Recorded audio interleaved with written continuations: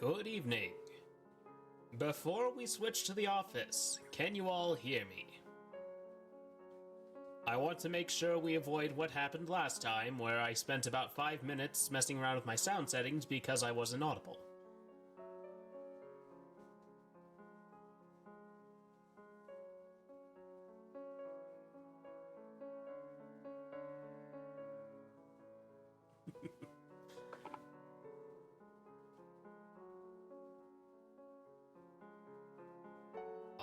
Alright, let's move to the office, shall we?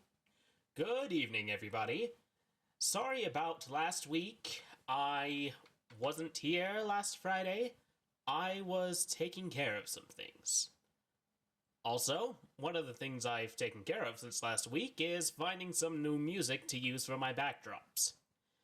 Because the fact that my old one didn't work was very, very frustrating to me.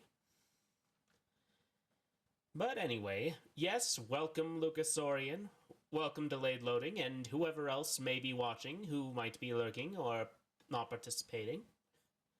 Anyway, oh, there it goes. Okay. Sound looks good. Excellent. That bothered me greatly. I actually literally did a sound check, just doing a little bit of recording with me saying a bunch of nonsense before I started streaming just to make sure that my mic was working good.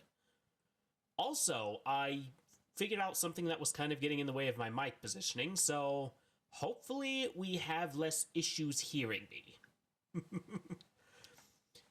So anyway, as for last Friday, I had meant to stream, but I also had a prior engagement to help. Well, not help, but I was actually slated to be a guest on a Vtuber's podcast that they were recording. And one of the things they wanted to do was read a horror story with me. And we had a lot of fun with that, but the recording ran a little long, and it was, I think it was about 8, 9 o'clock here by the time we were done. And yeah, I was a bit too tired. I didn't want to run too late. Also, well, I think I've mentioned this before, but I have a baby that I need to help care for. I don't want to leave that all to Mrs. Cawthorn. So, yes, there have been some slight changes for those of you who are new. And also, for those of you who are new, I am Calvin Cawthorn, CEO of COVID Communications Incorporated. And one of the things I changed from the previous week was you can now use some sound alerts via point usage and others via bits. Most of the sound alerts that actually cost bits are basically music. Things that might be, well, things that are probably going to startle me if I hear them. So I figure about a quarter is is about a good price to pay to be able to startle the streamer, right? So, was there anything else? Oh yeah, if you check the points thing, there is, at least for the next couple of weeks, a sort of challenge for point usage. If you all submit enough points, I will endeavor to do a cover of a classic villain song. I will probably post a poll as to what that song will be if you meet the goal by the deadline. And this probably isn't going to be the first time I run this. So, was there anything else? It's been kind of busy lately, so forgive me if I'm a bit scatterbrained. What else was there? Oh yes. I have figured out how to move some of my emotes to followers so that they no longer cost. You no longer need to subscribe for me to use them. I have some others in the works, though, that probably will, if only because Twitch gives you an upper limit to how many you can give. I think the limit's 5, if I'm not mistaken. But anyway, Let's go ahead and move on to the inspiration segment before we begin with Shadows Over Loathing. Uh, that's something I can't quite get used to. There's always a little bit of a delay before I appear in OBS Studio. A little bit irritating, but it's a minor inconvenience. But for now, let's switch the music, shall we?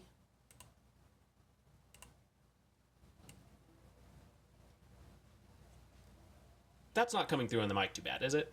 Okay, good. Like I said, because of what happened last week with my first OBS Studio stream, I'm still a little bit nervous and touchy about the sound. Alright. Prepare to be inspired by our good friend Inspirabot. God comes to those who wait. How long do we need to wait? And which God is coming? There are many. There are many faiths. There are many gods who can answer to the call, and not all of them are friendly. Believe me, I would know. Drunks become drunks. What? What free things do you get from being drunk? The only thing I can think of is injuries. Live. It makes the government impressed. I guess? Create death and you might achieve a dog. So, okay, for those of you who are desiring a dog, kill someone and a dog will appear. Potentially. That is what that is saying to me. And if you want lots of dogs, kill a bunch of people and you'll be both a serial killer and a pack leader.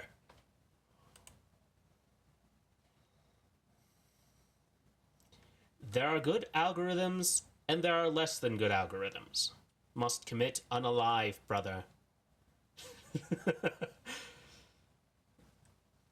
I mean on my oh, okay. I'd say maybe at least make sure you don't know them. But as far as there are good algorithms and there are less than good algorithms, I can agree to that.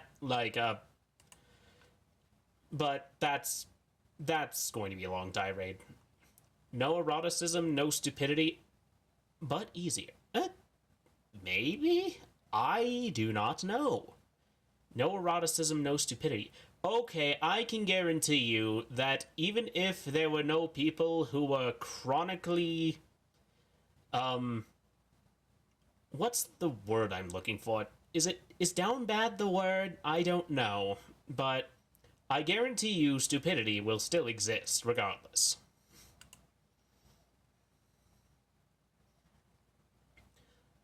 You can be a thing. Don't you ever regret it. Yes, it is true, you can be a thing. As for what that thing is, that is up to you. But you can indeed be a thing. Alright, we'll go for like 2 more and then we'll move on. Any sane person who is willing to swap alcohol for a heart deserves a punch in the face. I mean, wouldn't they just be dead? They traded their heart for alcohol. So they would not... They'd kind of have worse than a punch in the face. They'd be dead. Because they don't have a heart. Alright, last one. Don't eat husbands. Husbands are vectors to parasites. I think that depends on who. I personally tend to keep myself fairly hygienic. I don't have any parasites that I know of. Except for the dust mites, and I think the only reason that those technically exist on my person is because there's just no way not to be covered in them. But I am going to avoid that disturbing thought. Alright. Let me just go back to the office real fast while I switch to our game for the evening and get the sound going on that. Alright.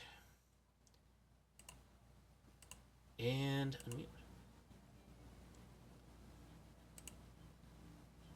Are you all hearing the game?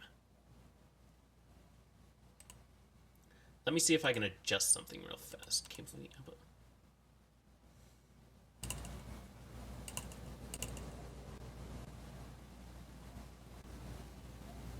Why am I... Just a second.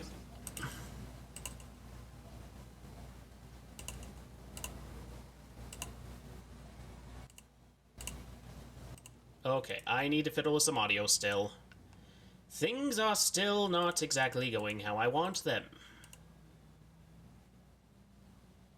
Maybe hearing it doesn't have a lot of sound. Yeah, I'm just worried that what you're hearing it through is my headphones and not the audio. Properties. What can I do? Oh, is that better? I think I fixed it. Okay, let's turn it down just a touch. Alright. Excellent! That means I fixed it. Lovely. Now, last time I played this, we were at Marvin's mailbox. So, before I move on, we are going to figure out how to get past the Mafia who are guarding the next point of the plot. Because I feel as though I need some items and I can't get those until I can go to the factory. Alright. You again? So, you ready to join the party or what? Yeah, you ready to join the party, huh? Clancy, quit it. I'm gonna slug you one right in the mush. Do I pay them the money, or do I intend to beat the crap out of them? What do you think? It says it's a very hard fight. Well. They are threatening me, and I am one not to take them. Yeah. What is yeah, Lucas? Is that fight them or yeah, pay the money? But yes, they are threatening me, and I am not one to enjoy parting with my hard-earned funds. Well, they shall be prepared for a tussle. Oh, gotcha. Okay, so throwing a rock is basically a free action. And I should have had that pointing at the... Ah, gotcha. Thank you for the clarification, Lucas. Oh, good, that's working now too. I should probably make sure that stops showing up on the little chat box here on stream, but I can't fix that right this moment. Alright, next. Decrease the muscle mentality. Honk at them. -1 to all stats. And now, I'm going to flip someone like an egg. Ouch. Alright. You need to heal.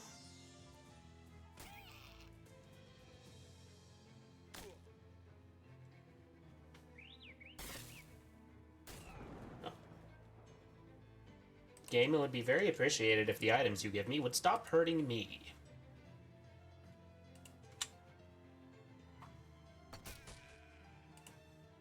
Alright, the shotgunner's dead. Heal myself.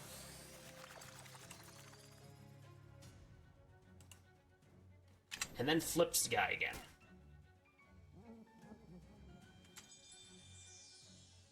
Dumb ways to die.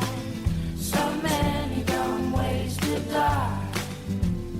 Dumb ways to die. So many dumb ways to die.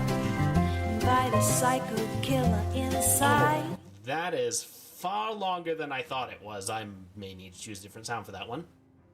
Also, why isn't it the theme I want it?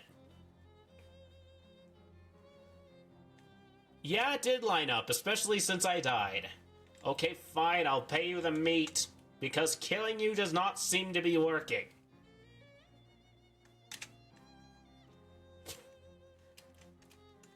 You hand over the meat. You lose 500 meat. Thanks, and welcome to the club. Yeah, welcome. Thanks, I guess. Here's your membership. It was that easy? I didn't have to last time go through time after time of attempting to kill these guys. I could have just grinded up the meat, which is money in this game, by the way, for those of you who aren't in the know, and I could have avoided all of that. Alright. He hands you a ring, and the whole group of monsters wander off, divvying up your meat as they go. You got an item. Fopbum egg ring. Huh. This organization is actually real. Fopbum egg. Time to check out the factory, and also see what that ring does. Hopefully it's one that doesn't cause a bunch of lightning. Oh, I get more money from combat.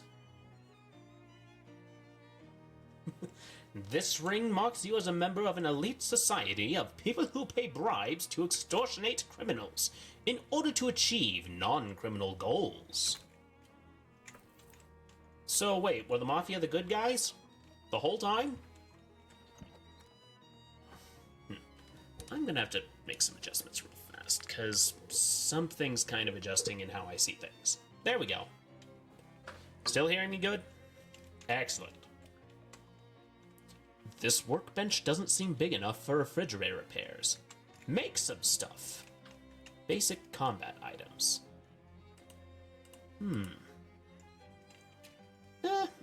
I'll work on that later. A chest of tools for fixing upright refrigerators. Let's see what's inside. Look at all this stuff. You got an item. A disposable ratchet, a sharpening stone, and 2 anarchists' hardware. Crane control. Ooh. A nuclear bomb. You know what? If we are going to go into Eldritch Forces, anarchy? Yes, anarchy! So, in order to do that, I'm going to go ahead and make the nuclear bomb. Why? Because I want to. Because if this is a game that is a parody for, say, Lovecraftian cosmic horror stories, let's commit war crimes, yes. Using the one thing in real life that truly resembles Eldritch Forces. Because seriously, I have done nuke the water supply. Maybe. Is it all there? All 40 paces? It's there, What? Dark Noel! Surprise. You're going too fast for me to read, game. Ooh, interesting. What? That's what I said, like... No time to check this out. You should go see what's going on over yonder. Are you saying I should wander over yonder? There seems to be a bit of a standoff between the mob guys and the other ones. Cautiously approach. The lady in the weird crimbo hat glares at you as you approach. I don't recall inviting you to this party. Are you going to introduce yourself?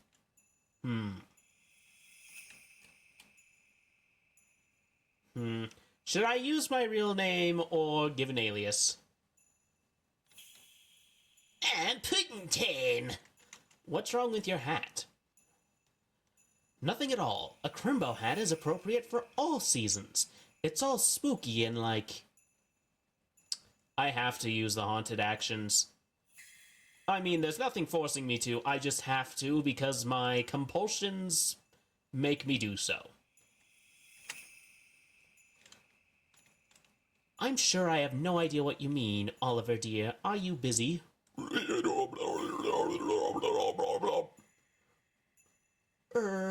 Be a dear and kill this guy, would you? Uh-oh.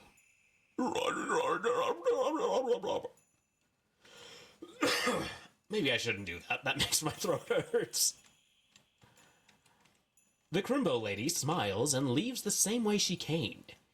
In a horrible, weird spiral of negative space. A weird shadow monster that was once a person turns to face you. This seems like the time to be quizzical, so, hello? Shadow begins to gather around him. Abstract, menacing shapes. You mean like triangles? Hey you mob guys, can I get you to give me a hand with this? Considering the newly terrifying Mr. Gluck is between us and the exit, seems like we's got no choice. I'm not sure how I went from Mafia to sounding like Popeye. Frightening shapes. Ooh. Get rid of the boss and you get rid of them, and you get rid of the little guys. The honkening.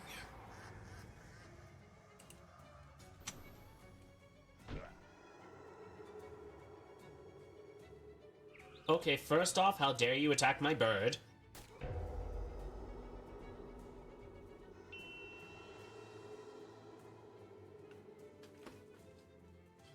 Okay. You need to heal people. I have a feeling these mop guys are useless in this fight. Okay. Throw a rock at him. And now... Oh, right, I can throw stuff at them. Disposable ratchet. Oh, I don't have any action points. Okay. Whacking him with a spatula it is.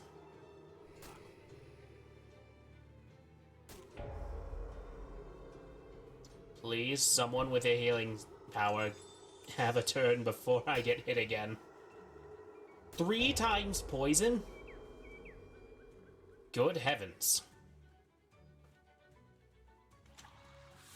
Hocus Wasocus!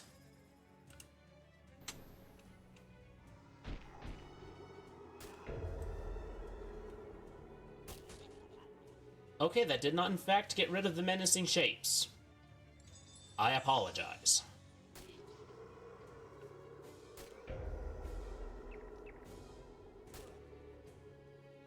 Okay.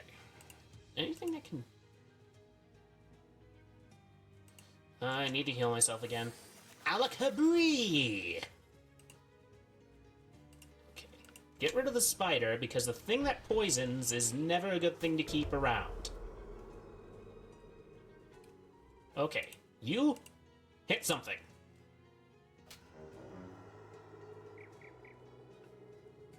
Now all that's left is the last menacing shape.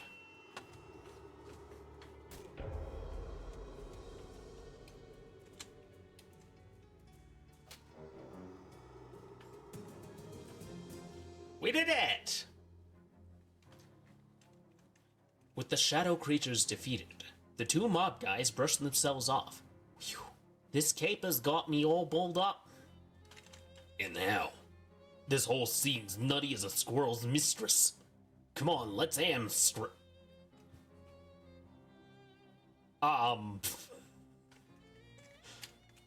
tip their hats to you and make for the door. Investigate what's left of that guy.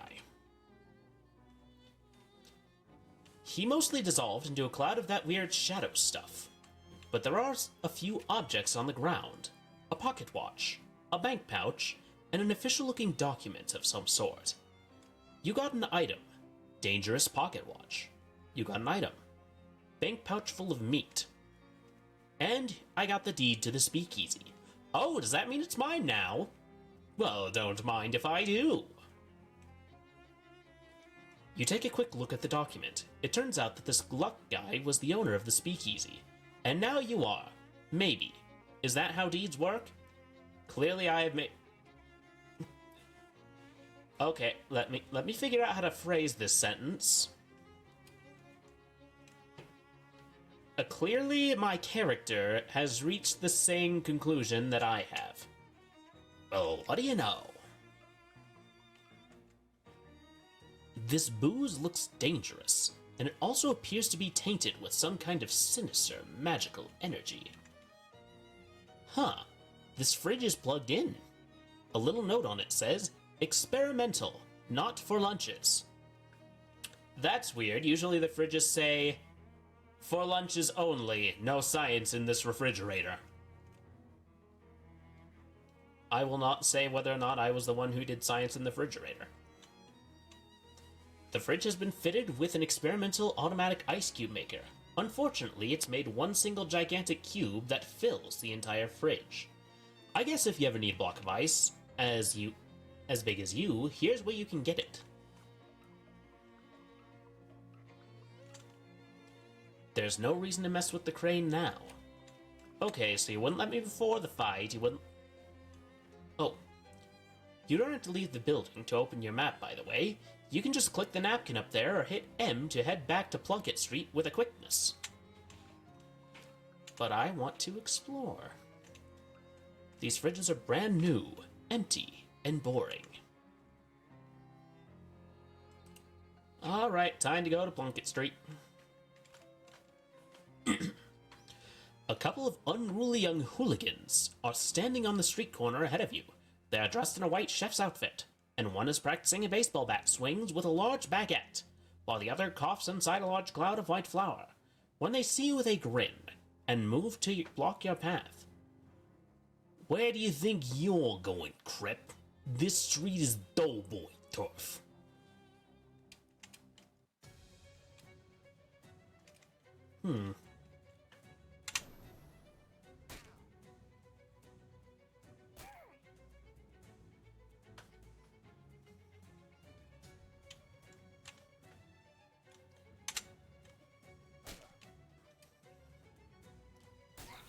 Flower store. So, okay, the way Elo magic works in this game is that it involves baked goods, and yet my magic involves cheese. For context, in all of the Loathing games, including West of Loathing and the original Kingdom of Loathing, cooking and magic are the same thing.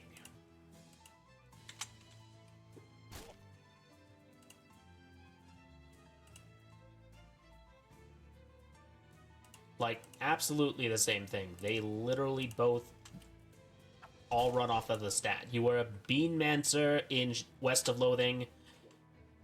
In Shadow over Loathing, I think I'm a cheesemonger or something like that.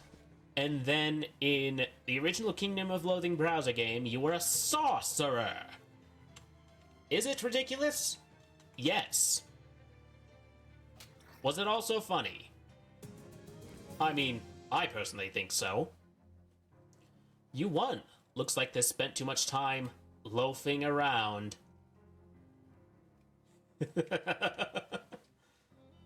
You got an item, Clammy Dough Glob. You gained 5 experience. Your Fopbum Egg Ring twinkles. You gained 17 meat. If I get too much meat, does that mean I turn into Arby's?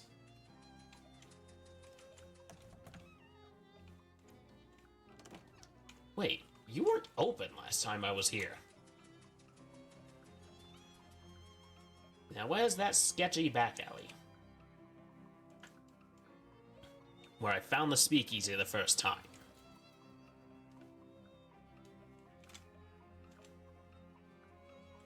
I have also learned that changing your shoes in this game affects what sort of sound you make when you walk.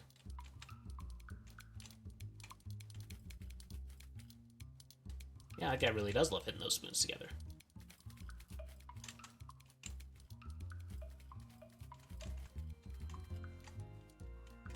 These are some very peculiar dances. Hey, it's you again. Did you find Oliver? Sort of.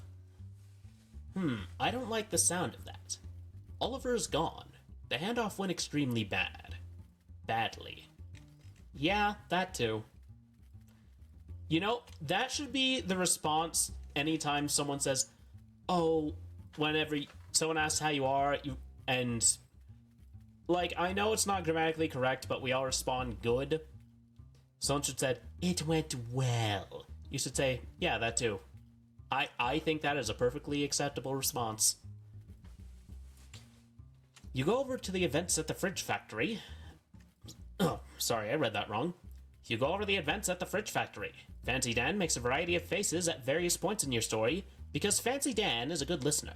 We like Fancy Dan because he listens to what we have to say, even if what we say is boring. Oliver was carrying this with him.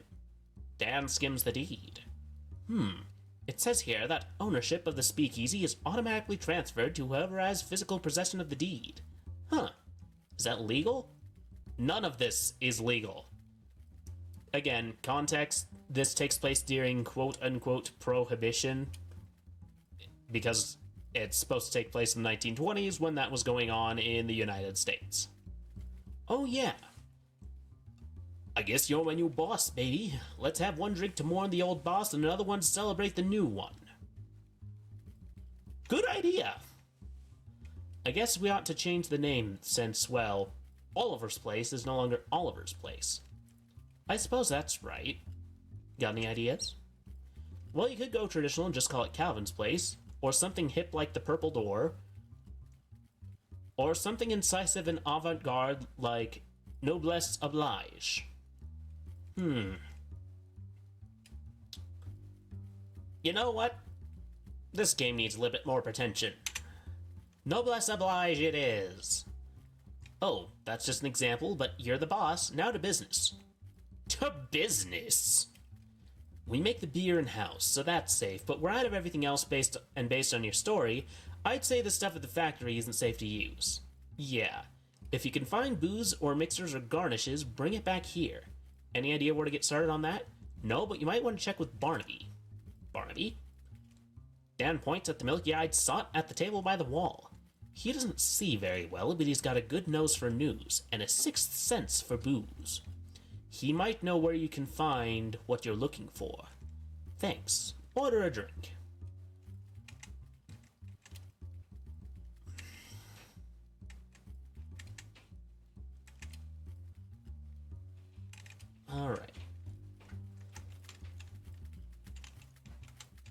Alright. Barnaby, what you got for me? He turns his head towards you and smiles. Buy him a drink. You buy him a drink and await his prognostication. After a few moments and a few sips, he clears his throat and speaks. In joyful places, joyful hearts beat beneath the floorboards. Alright. Let's go one more. Buy him a drink and await his prognostication. The lake is deep enough to drown dreams, but not the sins of the grandfather. I see. I think I see.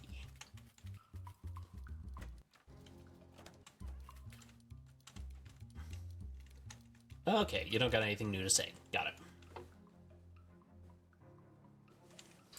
Oh, that's right, I have some stuff.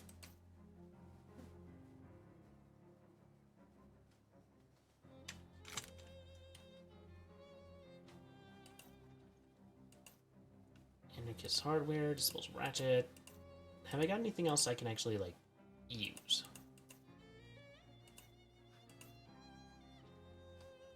Doesn't look like it at the moment.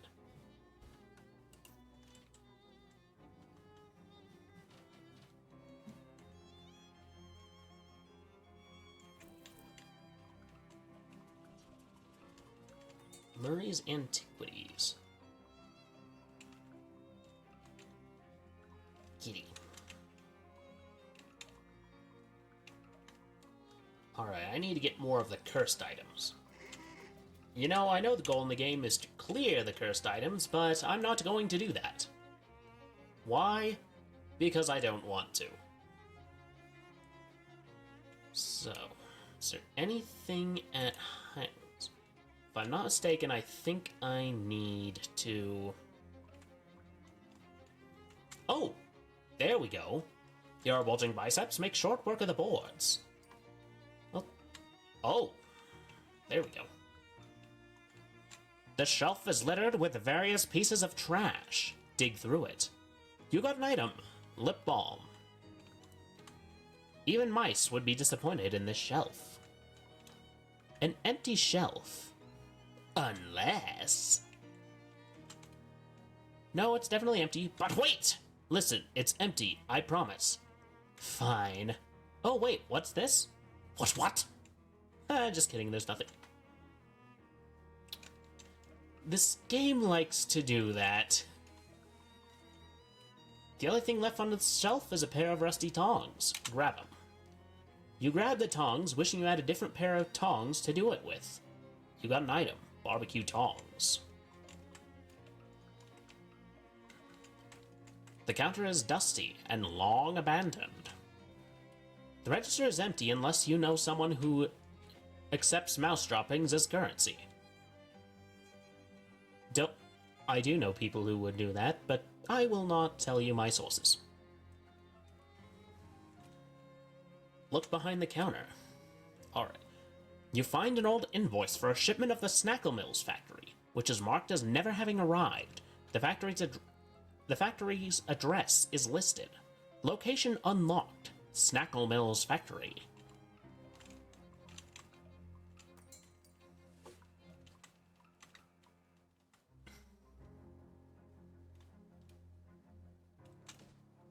Alright. We're going to the Snackle Mills factory. A pebble next to the sidewalk catches your eye. Using that exact same eye, you determine that it is no ordinary pebble. It's a petrified espresso bean. Espresso, not Why did I do that? Grind it up. You grab the bean and crush it into powder. You got an item. Energizing powder. Take that, bean.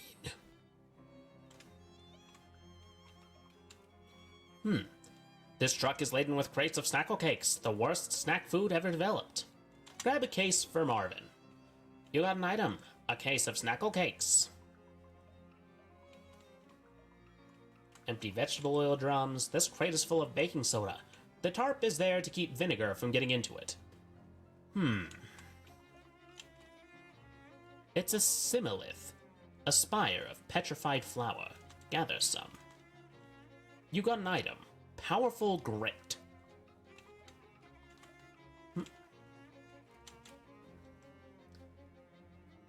Alright.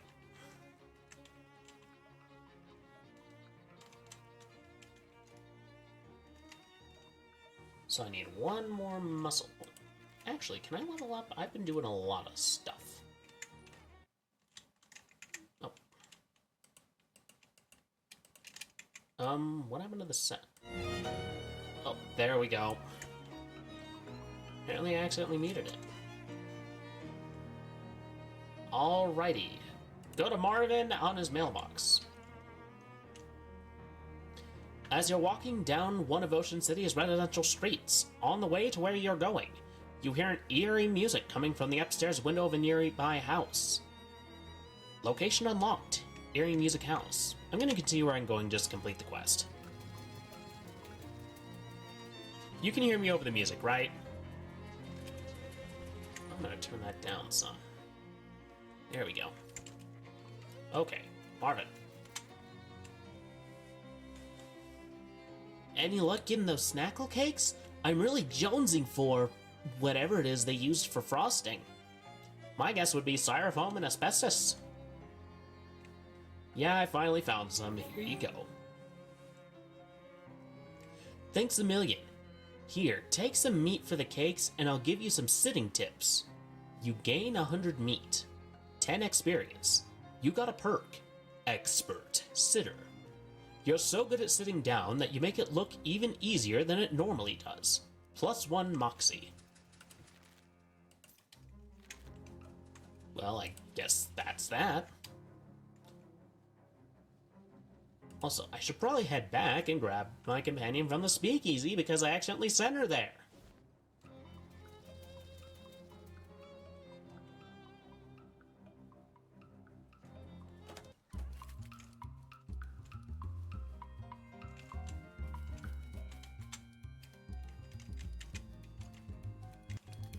There we go.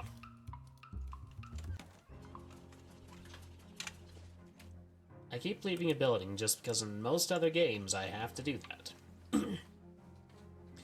While meandering the streets of Ocean City, you encounter a man carrying a medium-sized piece of luggage. Not brief enough to be called a briefcase, but unsuitable as a suitcase for more than 2 suits.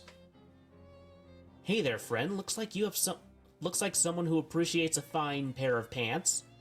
Do I? What does that even look like? Astute, discerning, even dare I say, perspicacious. I hope I pronounced that right. I have never met anyone who dared to say that word before. It's the first time I've heard it. Listen, I have got a pair of pants here that is gonna knock your socks off. What are socks? He opens his case and pulls out a pair of slacks that are oddly stiff and shiny. Feast your eyes on these baby hoops.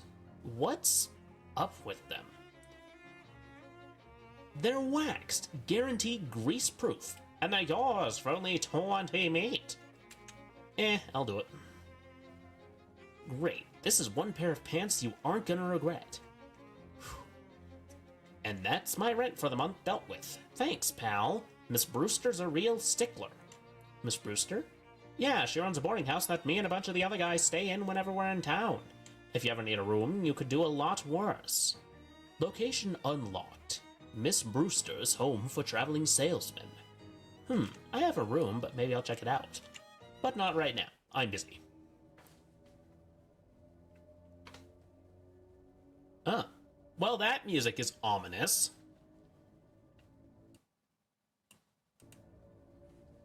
This seems like a pretty normal house in a pretty nice neighborhood, but there's something odd about it. Some sort of uncomfortable energy that makes the hair on the back of your neck stand up. Maybe it's something to do with that weird droning tone you hear coming from inside. Like a pained, inhuman moan, constantly rising in pitch. Oh, I've heard of those. I don't remember what they're called, but I know they exist. It's like a note that doesn't actually constantly go up in pitch, but it sounds like it does, and it sort of forms kind of the audio equivalent of a Mobius strip? Maybe that's it, yeah. You knock but hear no response, so you nose your way inside. Well, that's rude. The eerie sound is even louder in here and seems to be coming from upstairs. Also, the owner's interior design sensibilities are a little strange. A bunch of books about about music theory. Even the most basic ones would be totally beyond you. Dusty, disused chess set. It's a day stand. Are you serious? It's not a day stand, it's a side table. Tea time was long ago. There's nothing left here but stains. The plate rack is a statement piece, and the statement is, I have too many plates. I can agree with that. The cabinet is full of backup. Is that in case one of the ones on the display gets broken? A shelf full of trophies from music competitions. A cabinet full of sheet music. Examine one of the pieces. You pull out a sheet, but it's all in German. Und du kannst kein Deutsch sprechen. Ironically, I actually do speak a little bit of German. Believe it or not.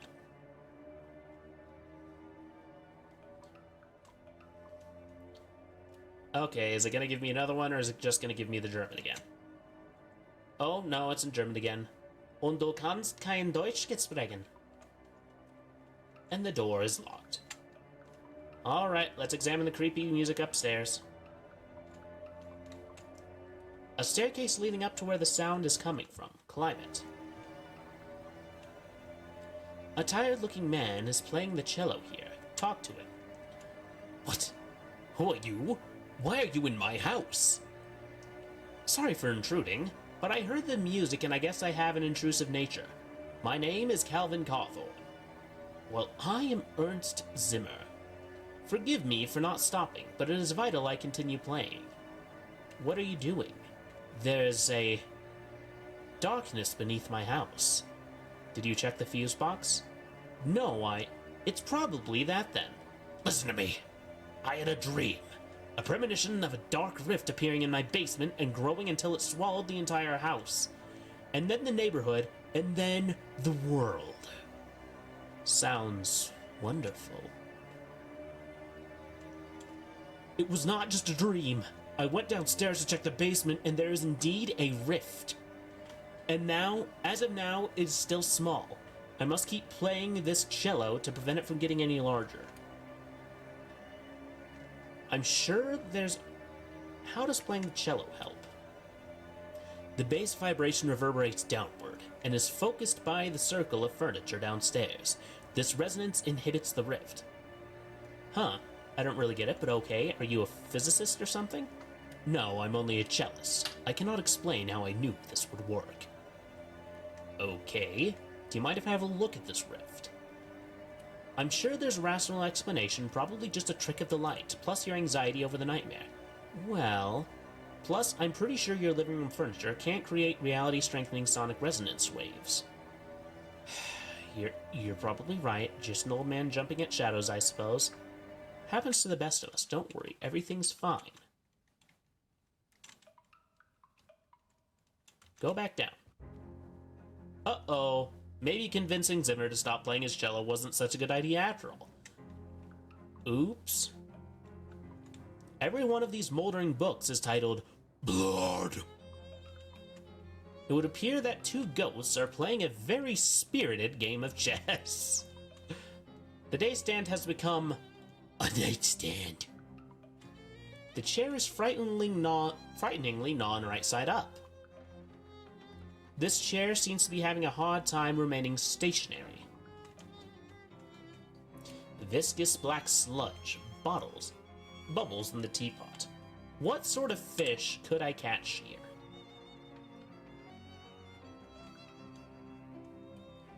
Apparently, Eldritch Mist. That is what I can get. A viscous black sludge bubbles in the teapot. Take some. You love bubbling black sludge, apparently. Oh no! I broke all the plates. Moths have eaten all the contents, and most of the container. Those are some really powerful moths. Maybe Vorpaline knows them. The table has slipped the surly bonds of the floor. A shelf full of trophies from murder competitions. This chair is whispering. Listen to it. Sit in me. Do it.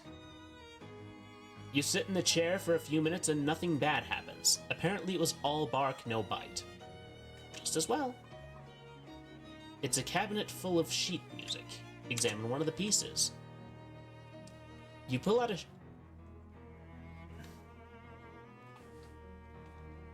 Huh. Huh. Speak about having a episode? Did I? Oh, I think I accidentally closed BikuBot. Just give me a second. I'll get it back up and running. Sorry about that. I didn't realize I had completely closed out of BikuBot. Okay.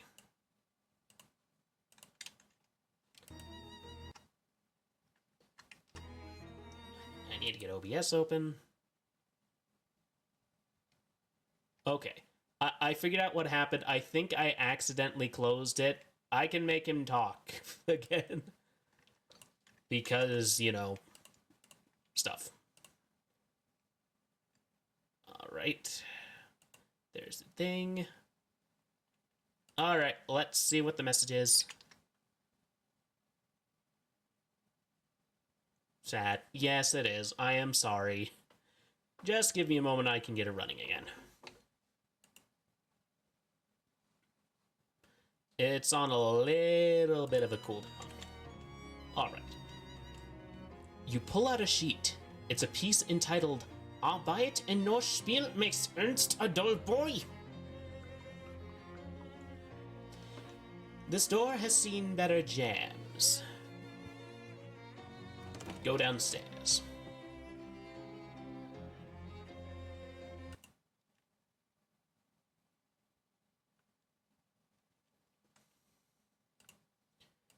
Alright, let's try this again.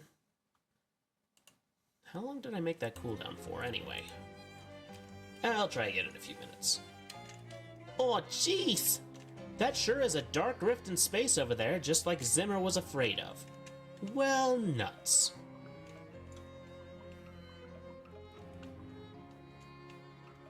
Boxes of moldy sheet music. This is clearly a very damp basement if it causes the, thing to go wonky. Everything on the shelf has either evaporated or expired. A big hole in here. Set through. Really? Yes. You find yourself in an infinite black void. Or, well, it looks like an infinite black void. But you have an uneasy feeling that your brain is only showing you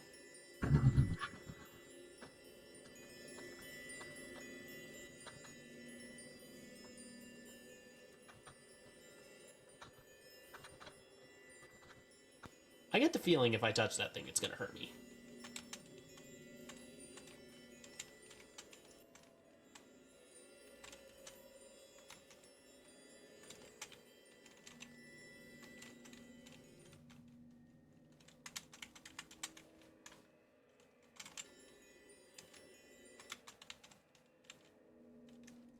This creature is built more or less like a large, muscular person.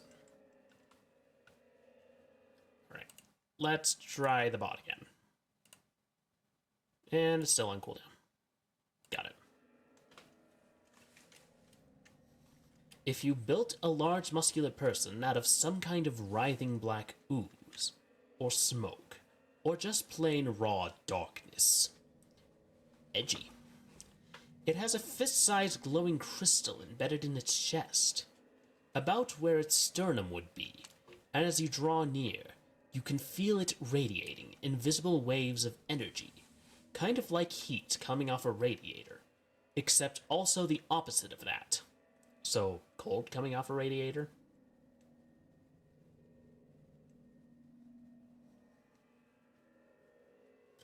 The creature shambles back. Look, incomprehensible forces are tricky to describe, okay?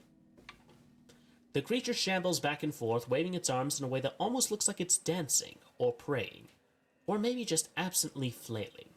It seems oblivious to your presence, although that will probably change pretty quickly if you try to interfere with it. Like, say, if you tried to pry the glowing crystal out of its chest. I sized it up. The creature looks extremely weak, almost docile. Pry out the crystal. You make a quick grab for the crystal, but it's firmly lodged in the creature's chest. The creature howls, and its long, spindly arms flail ineffectually at you. As you barely cognizant of your actions, plunge your hands into its murky flesh. Fingers questing through lukewarm tar until they find ribs, gritting your teeth, forcing open the cage, creaking, cracking, snapping like dry branches. You grab your prize and tear it free of the muck. The creature evaporates in a sigh of smoke. The crystal is both warm and cold in your hand, and has a slight buzzing vibration to it. Well, that doesn't sound good at all, but I'm taking it with me. Yes, something tells you that this crystal is very important, as well as being really shiny and pretty. Alright, is it working now? Oh, yes it is.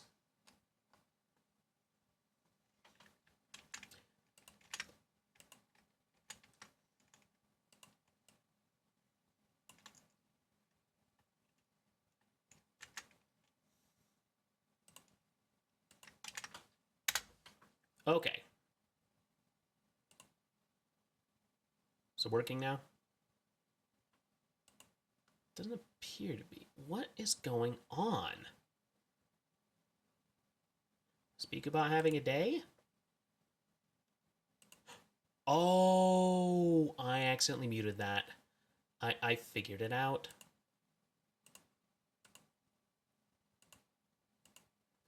Okay, looks like when I was working with sound settings, I kind of broke something. Okay, should work from here on out. I apologize for that. While I was trying to figure out the settings, it looks like things were a bit wonky. Anyway, so as for what I would like to sing, it's more of a what would you like me to sing? So that's kind of the answer to that question. Because you spend the points, and that's just kind of what it does. I will sing, but you need to tell me what song, and if I don't know it, I will look it up. Alright, it occurs to you that taking the weird... It's the 2.5k rule. Yeah, I know, but I'm just saying, like... You spend the points, and you request what song I sing, and I will attempt to sing it. That's just kind of the deal. Alright. It occurs to you that the weird crystal out here might be a bad idea. On the other hand, it's yours now, and you'd prefer to keep it. Enter the rift.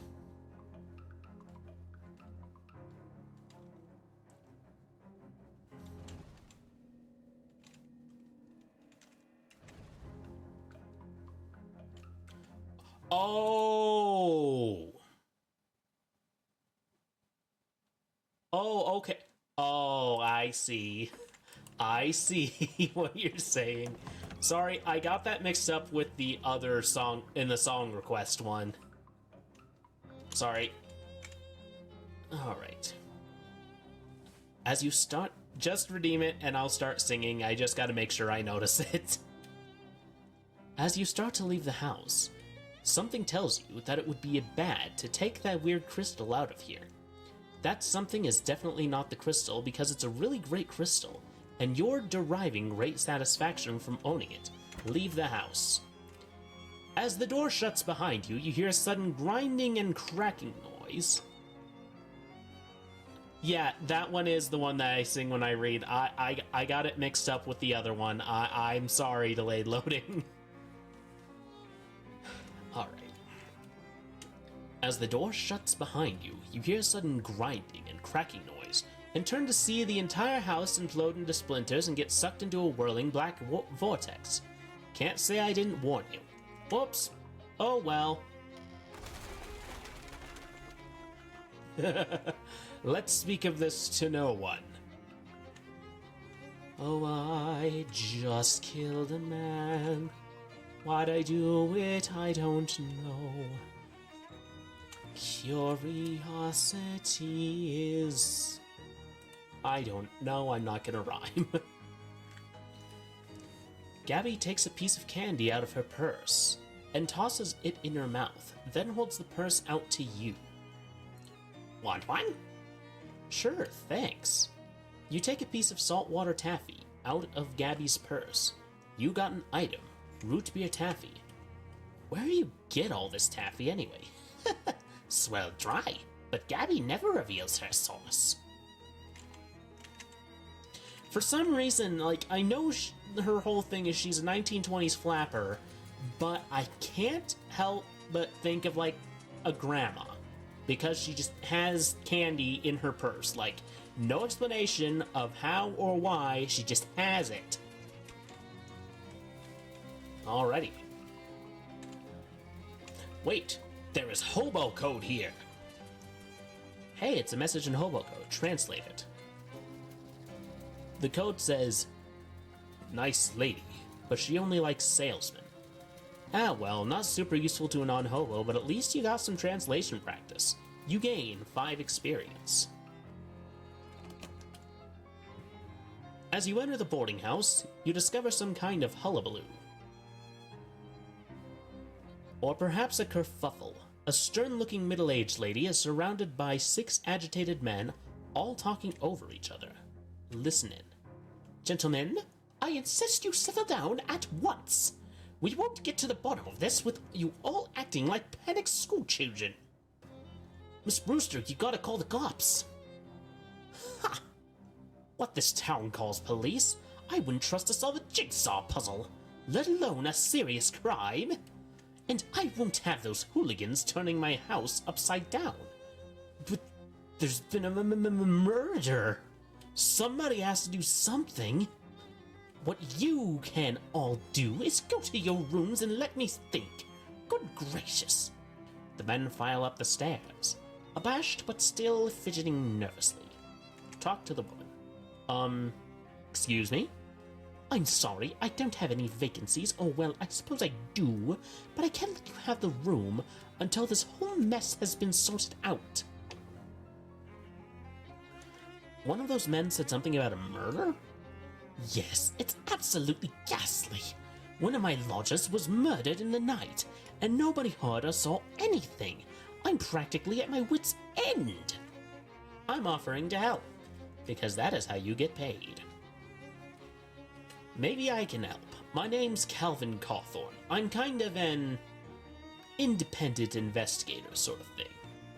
Oh, like the Belgian fellow in the mystery novels. Is that Hercule Poirot? I probably pronounced Poirot? I'm pronouncing that wrong. What? Sure. Well, marvelous. If you can solve this mystery, I can pay you quite reasonably. It's a deal. Thank goodness. What can you tell me about the victim? He was a traveling salesman. All my lodgers are traveling salesmen. What did he sell? Oh, they come and go so frequently, I'm afraid I haven't the foggiest idea. Well, how'd he die? I'm not sure. The body's missing. Look, you better just go and have a look for yourself. He was in 3C. I locked the door so that no one would mess around in there. Oh, Rift crystal. That swell crystal you found inside a rift in Ernst Zimmer's basement. It's probably your favorite possession. I killed a man for that.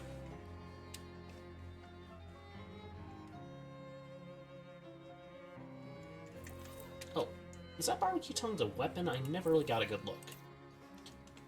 Oh, it is. Barbecue tongs, equip. Let's see what else here. A weird little pocket of nothingness, just sort of hovering there. Maybe you should ask Jessica about it. Does it want a snacky? Has it been a very good void?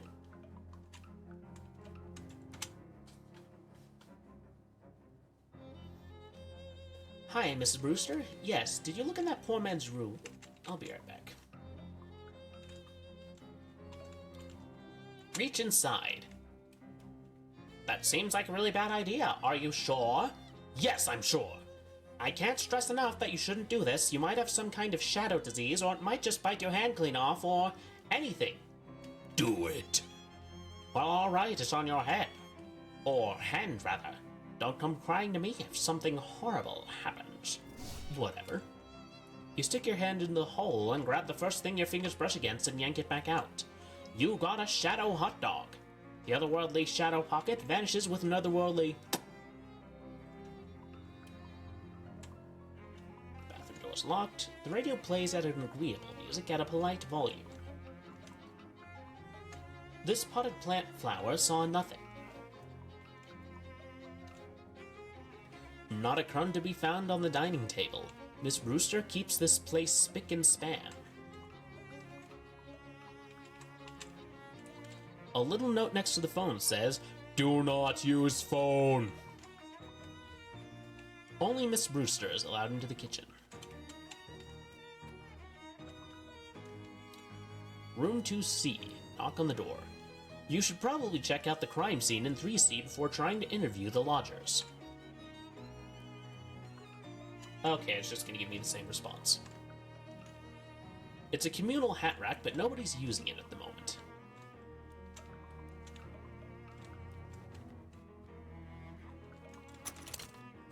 You unlock the door and put the key in the secret pocket you use for things that won't ever need to be referred to again. Alright, let me get a drink before continuing.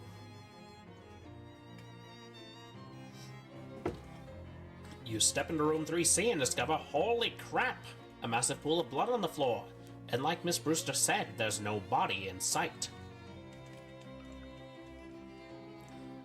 Holy jeez, is there even this much blood inside a person? Well, we're gonna fish in it. Are we gonna catch anything? Probably not, but I'm gonna find out. Nothing. Must be shallower than it looks.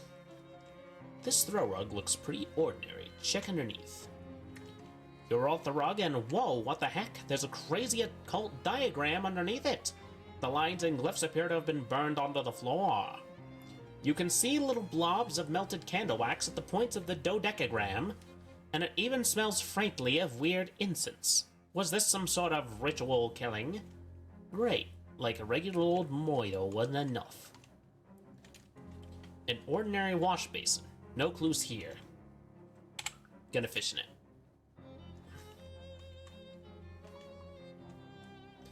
You won't be needing this. He won't be needing this anymore.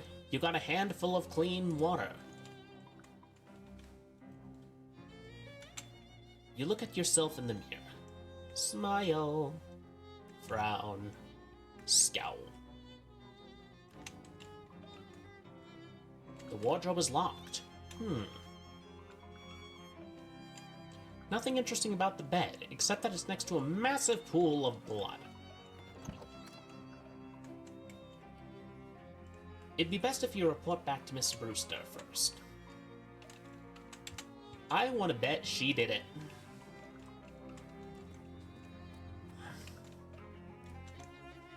Well, Miss Brewster, I had a look in room 3C. Did you find anything? I found a huge pool of blood. It was really gross. Did you find anything else? Yes, actually, an occult ritual circle. What? Oh my goodness. You think it was some kind of black magic sacrifice? I'm afraid it looks that way, yes, ma'am. Well, I've always felt a lodge's religion was no business of mine, but I won't stand for this one bit. Are any of your lodges involved in the occult? Do you know? I do recall that one of them specializes in selling occult supplies and paraphernalia, but I'm afraid I don't remember which one. You'll have to ask around.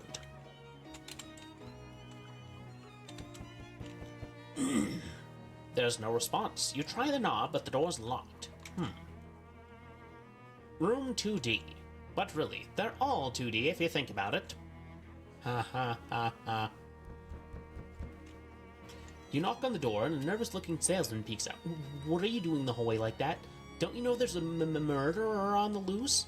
I'm investigating the murderer, actually. Oh, thank God somebody is!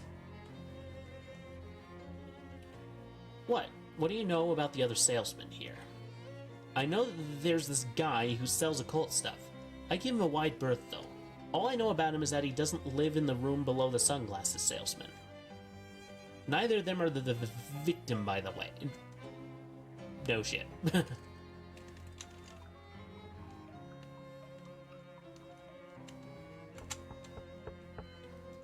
Knocks on the door and a salesman sticks his head out. Yeah? Oh, hey, I know you. Oh yeah, you're the guy selling pants from before, right? That's me. What's up? Wanna buy some pants? Not now, I'm just investigating the murder. Ah, yeah, real grisly business. Do you know the other salesman that lives here?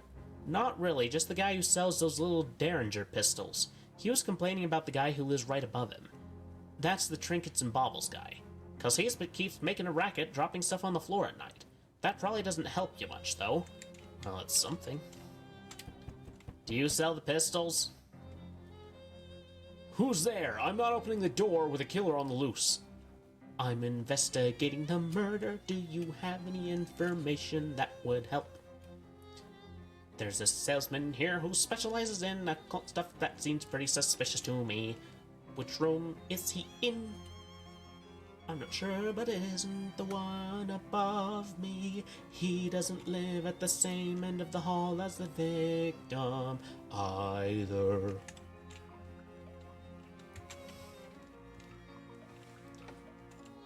Knock on the door.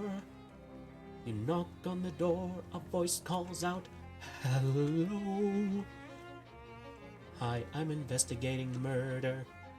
How well do you know the other salesman here?" "I don't know any of these guys, although I think there's a guy who sells brushes who's neighbor with a guy who sells pants." "Okay, thanks."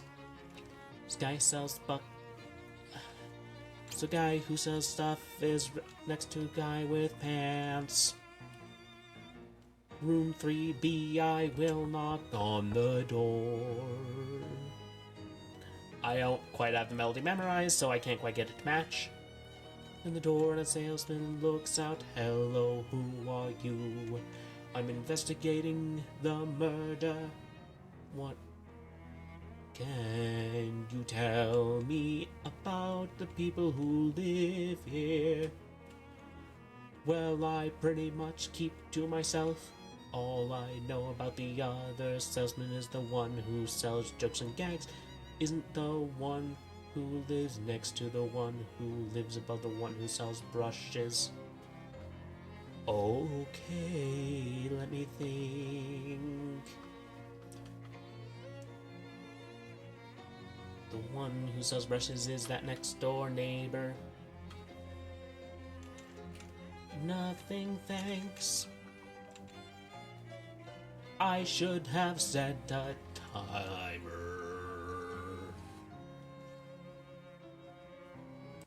Let me see if I can actually get it. Let me see if I can get a timer up real fast, so that I can actually keep track of how long I need to sing for. Boop. Okay. Room 3A. Knock on the door.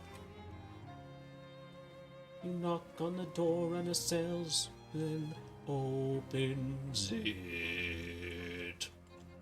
"Hey there, something I can help you with?" "Well, I'm investigating the murder." "Oh, no kidding."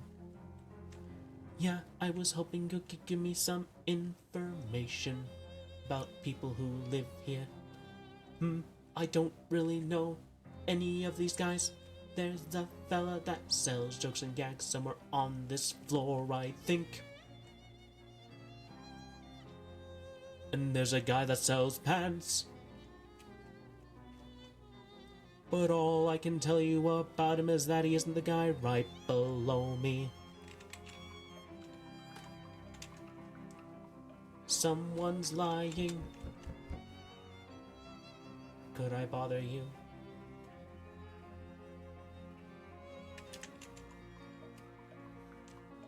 Someone's lying.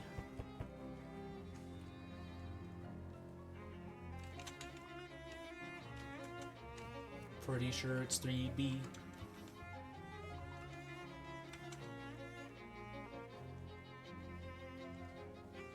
"Excuse me, Mrs. Brewster, who lives in 2C? Your Twitch keeps crashing, Lucas. I've had that problem all week." "Oh well, can I have a look inside?" "Certainly not, that's private, and you can't possibly..."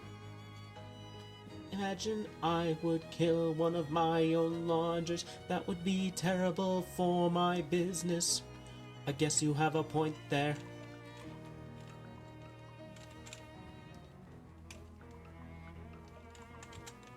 "Go up." "Got it, thanks."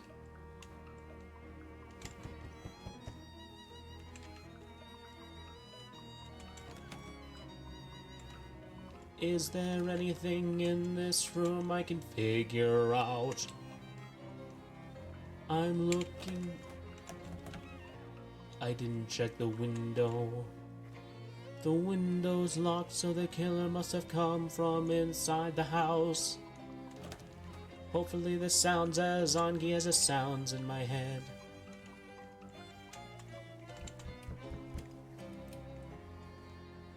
I think I need to write this down.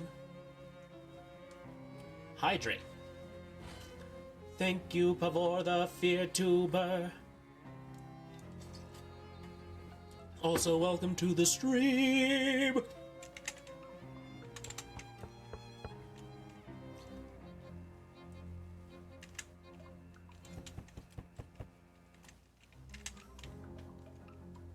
Alright. One of these people is lying. Who is it? The guy with the sunglasses seems shifty.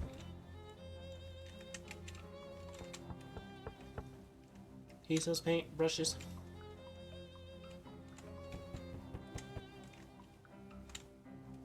Knock on the door. How do I do this? I'm trying to figure out who died. Tiny oil painting of previous borders. The bathroom door is locked. To-do list. Few side quests.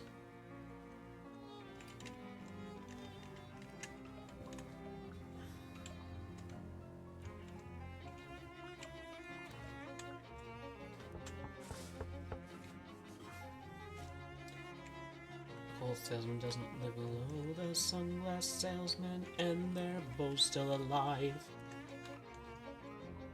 Only 23 seconds.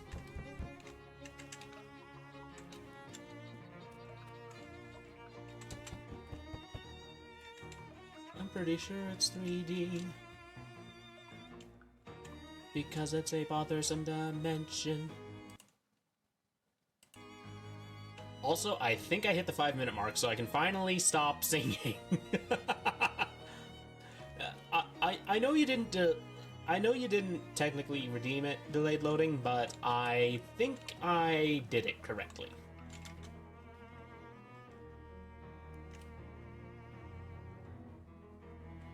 Well, I figured out who the occultist is. Maybe if we confront him with it, he'll either confess or give us some usable information. Are you certain you know which one it is? I won't have you accusing the wrong fellow. Yeah, I'm pretty sure. Alright, shall we get everyone together at the scene of the crime? Uh-huh.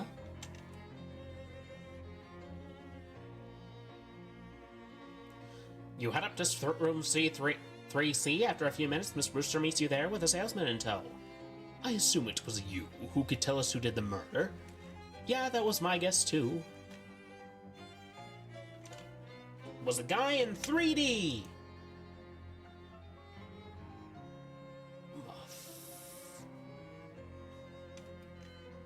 What? No, I don't. I sell trinkets and baubles. I'm the one who sells occult stuff. I didn't kill anyone. That isn't even one of my circles. Well, nuts. Suddenly, the wardrobe flies open and a salesman jumps out. Ha ha! I fooled you all! Pretty good. What? Who the heck are you? I'm the victim. I sell jokes and gags and stuff. How do you like my new giant fake rubber pool of blood? Isn't it a scream? Oh my god. Here, let me give you something for being such a good sport, kid. Wear it in good health. You got an item. Foot ring. Now, if you'll excuse me, I gotta roll this blood back up, and 9 people in this tiny room is 8 too many. Return to the lobby. Humph. Well, at least that was all resolved with a minimum of fuss. I hope you don't expect to get paid after that dismal attempt at mystery solving, though. Well, at least it's an experience. Gonna... Bathroom door still locked? Yes. Why do you lock your bathroom? People live here.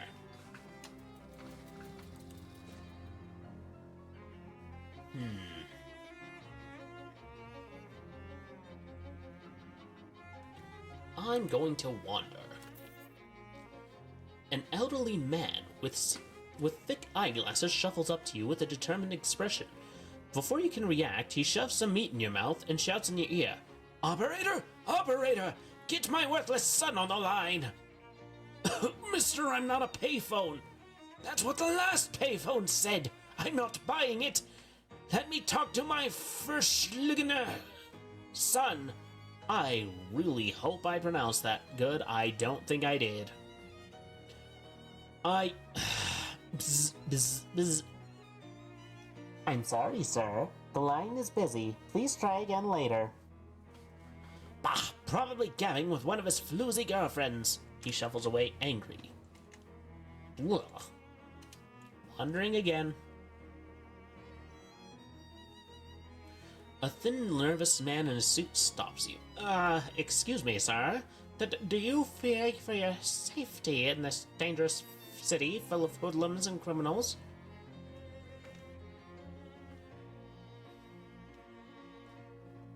"Well, I didn't until you said that. That's a good thing you met me. I have this solution for you right here." "Oh, I see. Okay, what are you selling?" He holds up a small case and opens it, displaying a selection of the tiniest pistols you've ever seen. Derringers. With one of these up your sleeve, in your sock or whatever, you can think to hide it. In personal self-defense is right at your fingertips. Huh, are concealed pistols legal in this state? What? Probably, sure. How much? Yours for only 30 meat. I'll buy one. Thanks, you won't regret your purchase. I feel like the No House place is a good place to wander.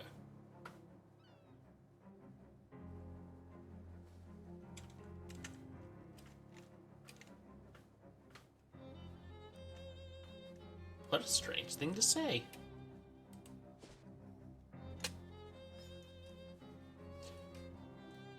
On your way to wherever you run into a cool guy wearing some cool sunglasses starting down the avenue. "Hey, babe, what's happening?" Hi. "I can see you dig the shades. You've got good taste." What the what?" "You like my sunglasses." "Oh, gotcha." I don't think anyone calls them shades for at least another 20 years, though. "I pride myself on being cutting edge." He flips open his coat, showing you rows of sunglasses. I'll buy him.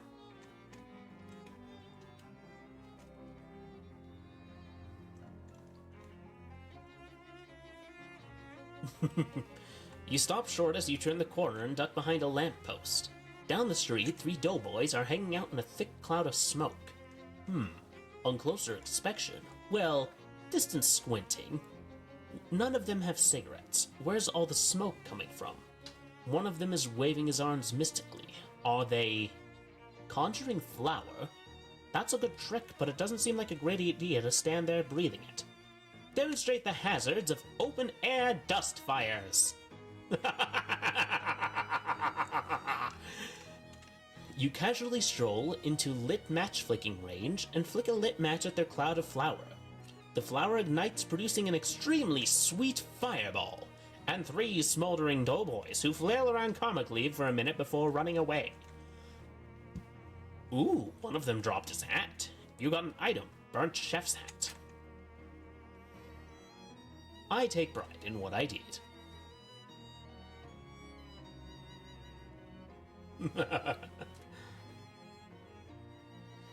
Okay, there's gotta be something else I can do. Can't be at Miss Brewster. Oh! Maybe I could go to that surplus store and buy it. Oh. With a sinister blur blur blur blur blur, 3 of those horrible fishmen come out you from out of nowhere. Well, not nowhere. 2 come at you out of an alley, and the 3rd one crawls out of a nearby manhole. Blur blur blur blur blur. Yeah, I heard you the first time.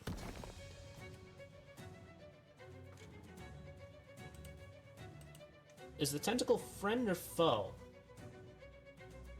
It's apparently friend.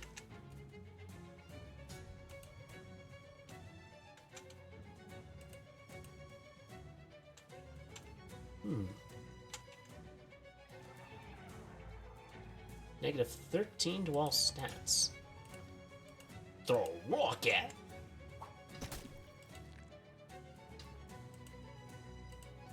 throw another rock at him.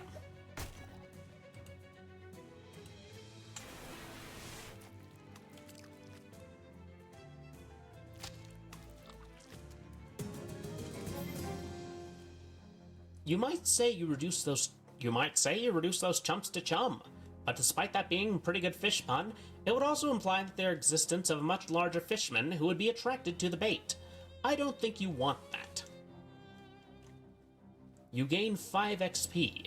Your Fupbameg ring twinkles. You gain 16 meat, a bucket of chum, fish liver oil, a fisherman's throwing spear, and Nelson the fish grows stronger. Okay, let's see if I can get anything from the surplus here.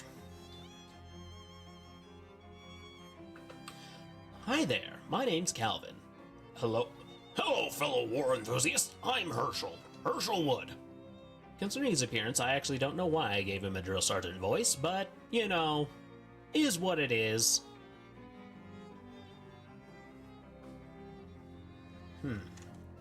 I am ambivalent about war. Can I interest you in any fine historical memorabilia? See what's for sale.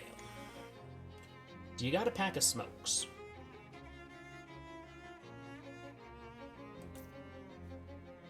Oh, hey, you do! And I'm pretty sure I'll need a match, but I already used it.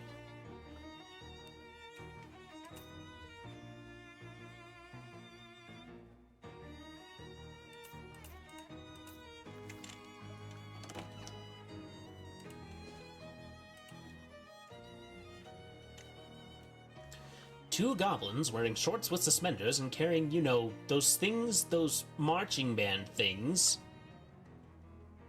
You mean like a sousaphone? They look like an upright harp, except instead of strings, they have metal xylophone bars. So a glockenspiel?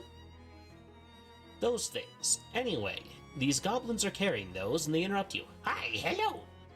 Hi, what's up? You're trading on the territory of the Glocklins. Am I? I don't know what a Glocklin is. We are Glocklins. We are the toughest soldiers in all streets gangs in Ocean City. What think you about it? I don't feel particularly threatened. What? That is totally incorrect. I like your xylophones, though. What? Xylophones? These are glockenspiels that we have. Oh, Glocklins. I get it now. I am so outraged over you. I think we shall have mugging too. Okay, fight them. I am sorry for the horrible German accent. Just the particular way in which they were going about it kind of lent itself to it.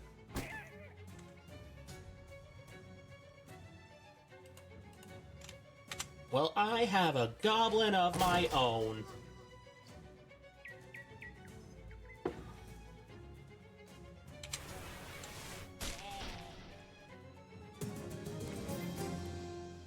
You won.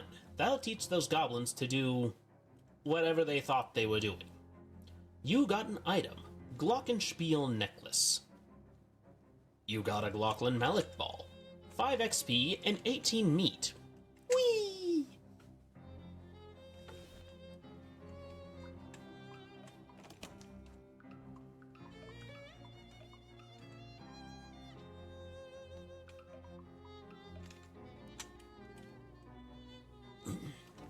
Yar there, sailor. Yar, Captain. Any word on those smokes? Oh, your smokes, right. Aren't you worried about getting the actions mixed up? Arr. Just leave them on the table there, if you please, Captain. Put cigarettes on tray. You put the cigarettes on the tray, and quickly hatch a plan. Approaching the 5th urn, you put on Captain Dirt's voice again. Arr, matey. Your smokes be upon the table as you wanted. Appreciate it, Captain. Then you hide behind the captain, who is snoring in his chair. After a time, the bookcase slides aside, and an unshaven, shifty-looking guy pokes his head out and glances around surreptitiously. Then he tiptoes over to the table, picks up a pack of cigarettes and returns to the secret door. The bookcase slides shut behind him. Well, what do you know?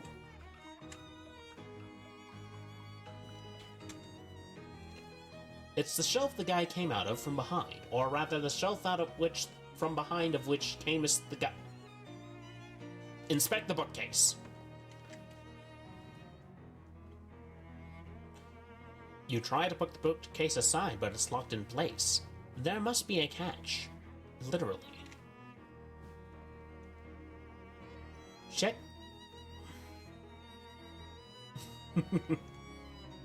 You tilt the book forward and nothing happens. You pull the book all the way out the shelf and nothing happens. So you flip the book open and start rifling through the pages until you find one with the page corner turned down. A diagram on the page shows the 3 most common unobtrusive latch mechanisms for bookshelf-based secret doors. And on closer inspection, this bookcase is using the second one. Now you can open the secret door whenever you're ready. That was the most roundabout way of doing it. Like, you would think it would be the book that talked about secret doors, or, you know, like, The Hidden Garden or something like that, but no, it's more of a just, hey, here's a book on how to build secret doors, these are the latch mechanisms that are used, you can now open it because it used one of them.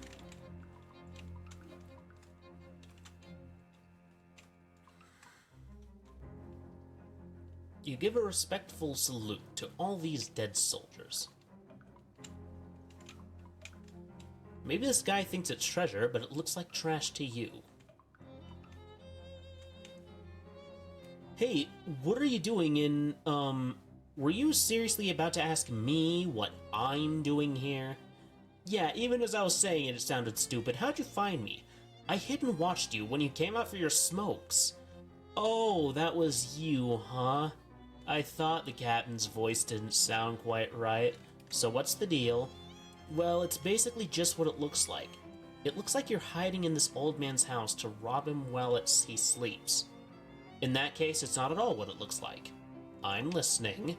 I'll admit, at first I was planning on robbing him. I figured an old sea captain must have a secret treasure, right? He wasn't a pirate.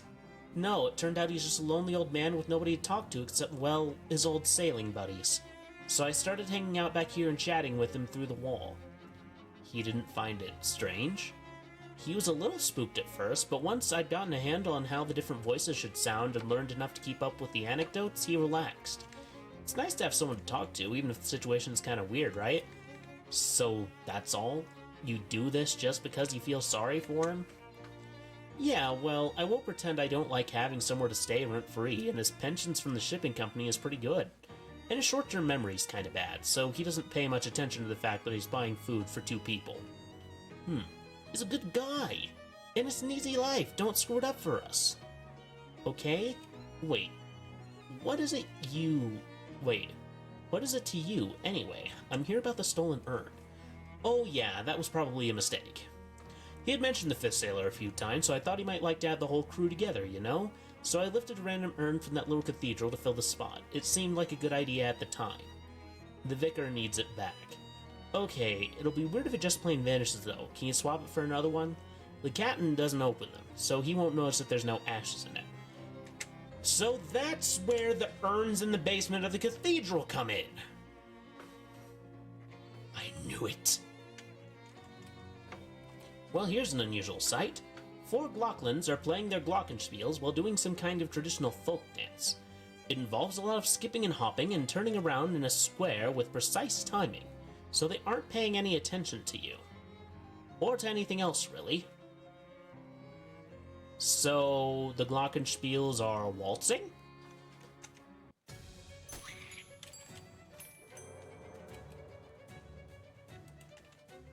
Okay, you get a rock. You get a rock. And you get a rock. And you... Sing mode. Oh! Okay, it's sing mode again. Just 1 second.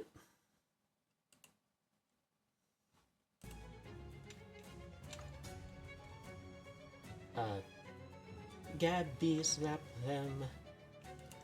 Hit them hard, kill them, make them pay.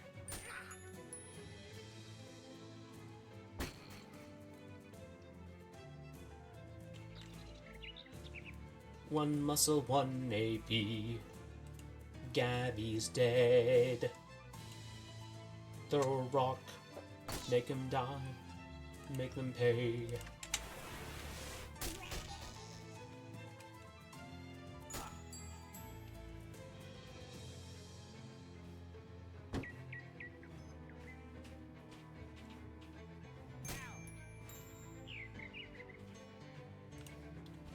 Throw a rock. Hit him with the tongs. There's only one left. You made my bird run away.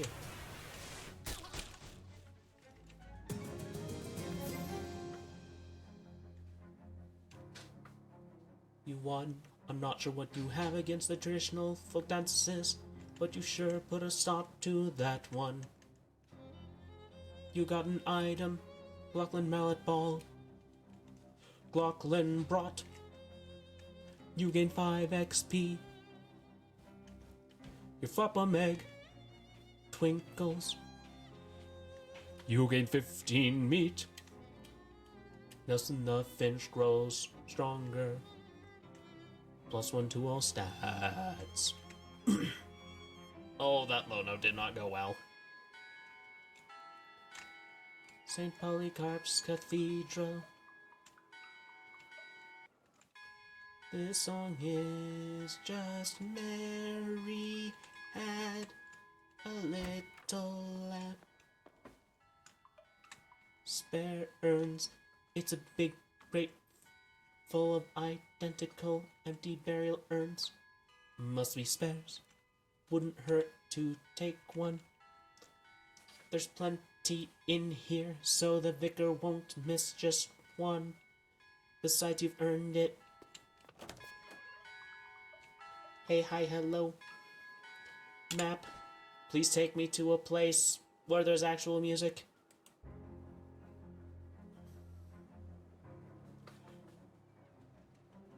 Nothing hovers towards you. I mean, something hovers towards you. But that something is literally nothing. Let me try that again. A thing that appears to be a hole in physical space.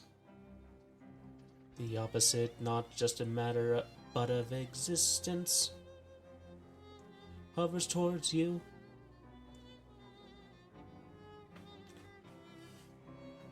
Through it you can see the faint twinkling of lights and ancient dying stars, and the black smoke drifting out of it appears to be more of itself, more nothingness, or perhaps anti-thingness, leaking into this world. Is that a better description?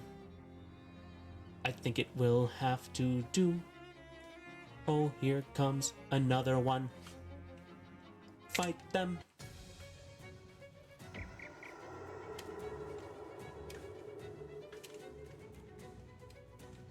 Dong, dong, dong. Slap, slap. Shadow bonk. Bonk. Tong. Pow. Gap slap. Lap slap. Said it wrong. Killed my bird. Now I kill them.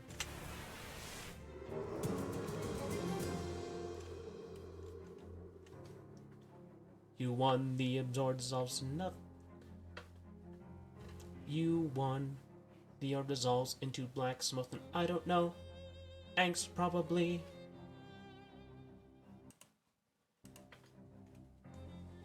You gain 5 XP. Nelson the Finch grows stronger. Okay, hit the end of that. Delayed loading, I hope it was worth it.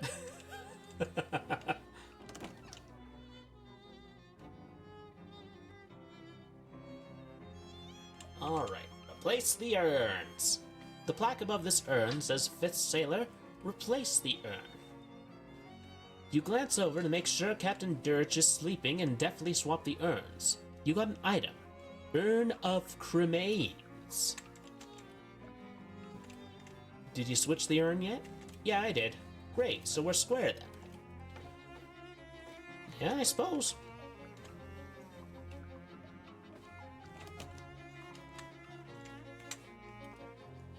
Hey, wow, look at it. I like the singing. Maybe I'll sing too. Fa la la la. Oh. Something's off again. Let me fix that. There we go.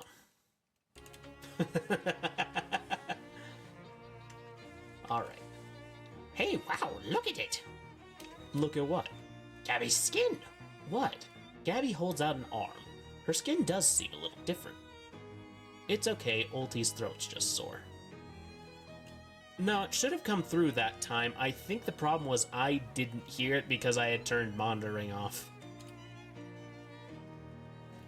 Her skin does seem a little different, like it's getting tougher, leatherier in places. Gabby is adapting to the prevalent conditions! Ha-ha! Gabby gains 3 physical armor. Huh. Didn't know goblins could do that. I'm a little jealous. I mean, with how many times I died last thing, I'm fairly certain that we have indeed had that whole thing. Okay, we've seen that one already, so we're gonna go ahead and skip through that one. Also, you have no idea how hard it was to sing with this one going on, because it was literally just bells ringing, Mary had a little lamb! A fancy pedestal with nothing on it. The vicar is still really agitated about his ashes being stolen. Well, not his ashes, you know what I mean. Oh, it's you. Have you found our missing ashes yet? I did, here you go. Wonderful, I'll get this polished and reinstalled right away. Blessing upon you, my child. In fact, let me make that blessing literal. I have some holy water of St. Polycarp here somewhere. Ah, here we go. He takes out a little bottle of water and splashes some on your forehead. You got a perk, St. Polycarp's forehead. Your forehead has been anointed with the blessings of St. Polycarp, the patron saint of bodybuilders. Wait, why is it Polycarp then? Shouldn't it be like Polycarp or Polycarb? Ouch, that burns a little. Say, whose asses are in that urn anyway? Unfortunately, we do not know his name, but he was a sailor who washed ashore near here after the shipwreck. Some of the locals took him in, but he didn't survive the night. Poor fellow, he was interred here as an act of charity. Was that about 50 years ago, give or take? Oh no, it was more about like 300 years ago. Huh, interesting.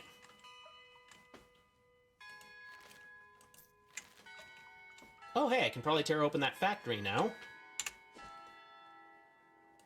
To the Snackle Mills factory!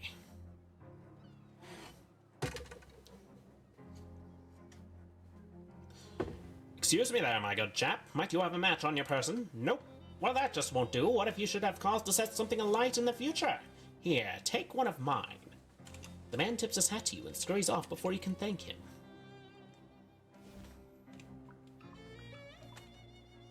This must be either the front door or the back door of the factory. There was something here with muscle, or was it just that door?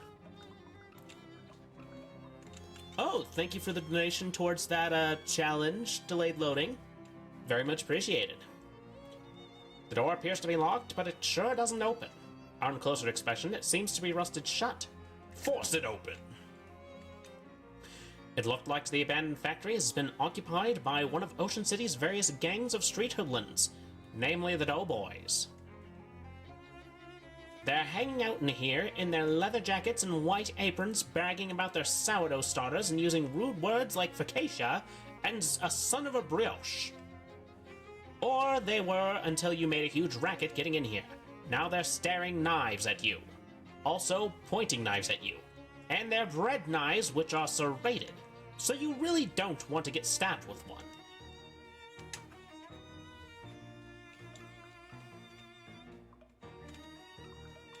Ooh, what can I make?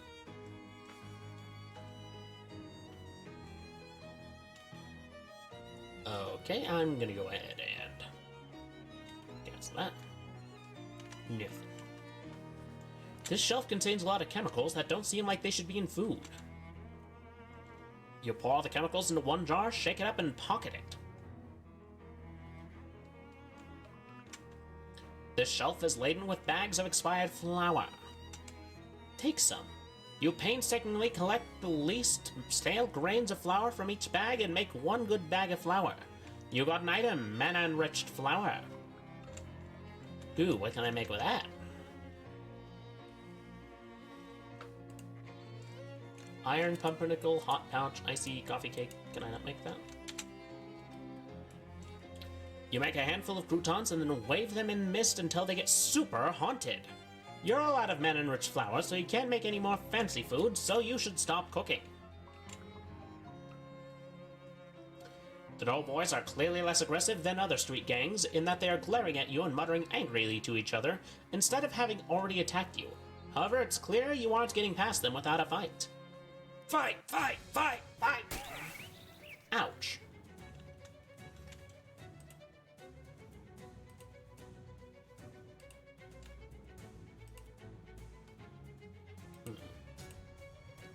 Throw a rock at him. Throw a rock at him. And throw a rock at him.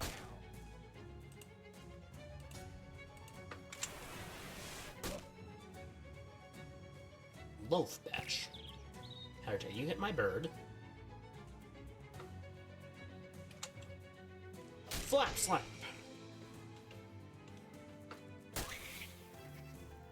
I need to get some AoE powers, clearly. And I should have dealt with the ranged guys first. That's the first rule. First off, hypnotize you.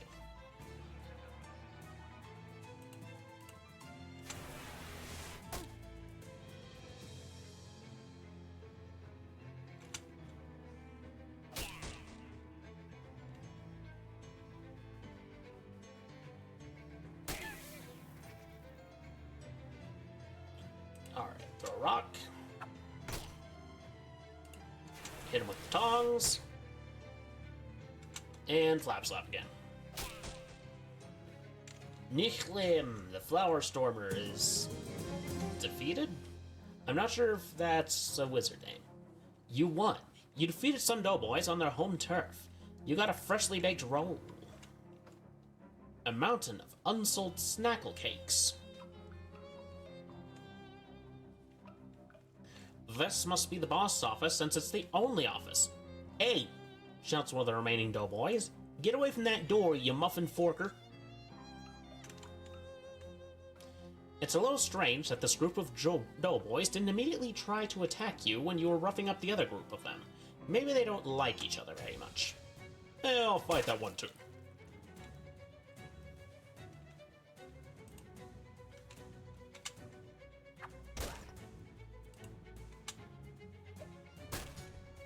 Throw a rock, throw a rock, throw a rock. Always get rid of these guys first, and since they're on the back, pretty good idea, it's range.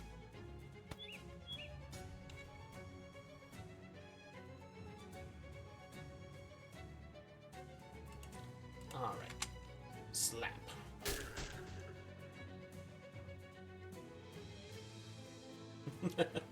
I like how these little dough guys just kind of run off if they don't have it, if their master dies.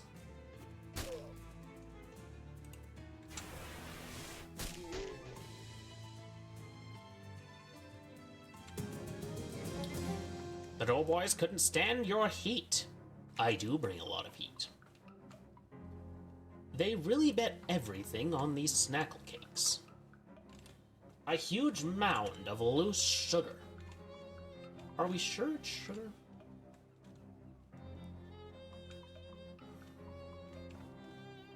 This must be the boss office, since it's the only office. The leader of the doughboys. Identifiable by the fact that he has the greasier hat and more rivets on his jacket than the other doughboys. If not for the fact that he's in the manager's office, doesn't notice you when you enter. He appears to be focused on several large piles of wet bread dough lying on the ground around him. Weird. If you are interested in the history of Ocean City's baking industry, this shelf of recipes would be a treasure trove. You are, however, not. The boss doughboy has not taken notice of you yet, but he's probably not so dense that you can get any closer to him before he does. Approach him. What the? Who the hell are you? Halva isn't really a bread. Fine, get the halula out of here then. What's halula? It's a sort of Chilean flatbread. I feel like you're really scraping the bottom of the biscuit barrel with that one. Get out of here right now or I'm gonna beat the crap out of you. Oh, that's much better. What are you doing with all these piles of dough? Not that it's any business of yours, but I'm perfecting my recipe for bread golems. Soon I'm gonna be running this town. Oh yeah? You and what army? Me and an army of bread golems. Were you not listening? I probably shouldn't let you get away with this. You'll be lucky to get away at all with your arms and legs. Rise, my minions!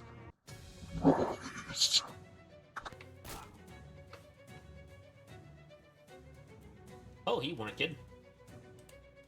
Well, this seems like as good a time as any to nuke somebody.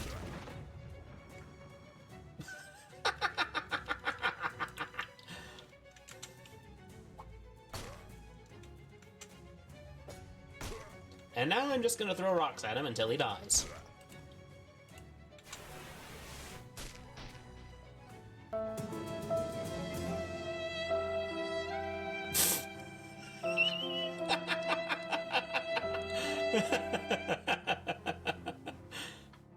You won. Looks like those golems were only half-baked. You gained 7 experience, you gain Chibata's pants, and you get mana-enriched flour. ×3.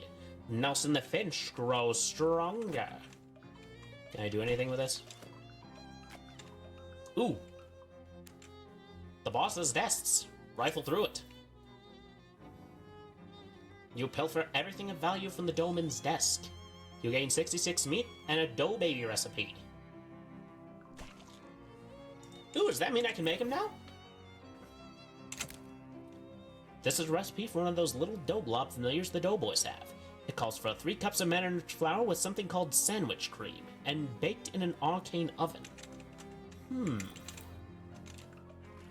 Alright.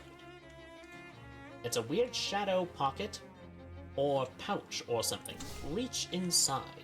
You stick your hand into the hole and grab the first thing your fingers brush against, and yank it back out. You got a shadow bomb. The shadowy pocket vanishes with an otherworldly...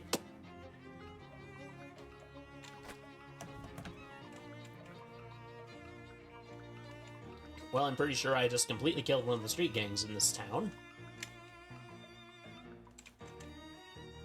Fancy food. Cancel. Basic foods. Cancel. Nothing.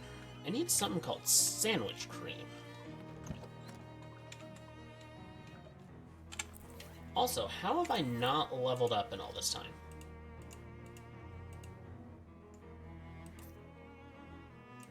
Oh, right, I forgot you had to, like, actually buy him.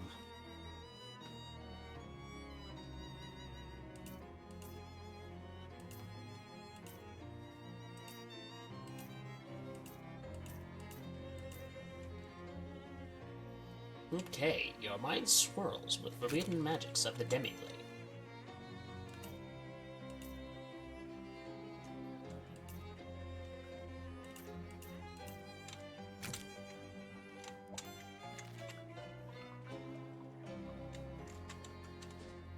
Sure, let's leave. I don't really have any other leads.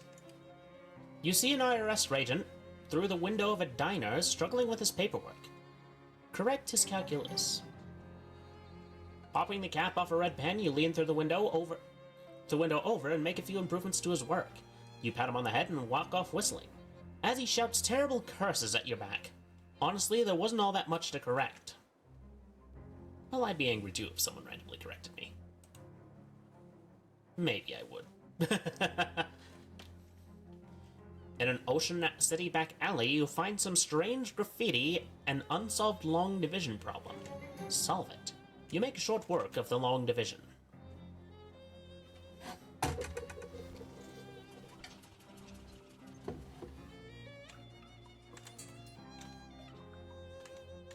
It's Jessica. Talk to her. I found the watch. It was complicated. I'd be more surprised if you told me it was simple. Well, you know the drill. Strap it on and dump into the uncursing machine. It's a pocket watch. It doesn't... Just uncurse the thing and get some sleep, okay? You look like you've been through the ringer. I won't dispute that. Actually, no, I'm not going to, because I want the cursed items. Calvin, before you go to bed, I need you to approve new tenant for the storefront next door. What? Why is that up to me? Somebody's gotta do it, and there's 3 applicants for the place. The first applicant is Tex Instruments, guy from Texas selling musical instruments, I suppose. The second is Truncheons and Bludgeons. This fella is really excited about weaponry. And the last applicant is ye old chemiker. Some SIT science lady who wants to sell potions. I like the sound of the instrument store. Hopefully. Okay, I'll get him moved in and get the next storefront ready for applicants. Thanks, Charles.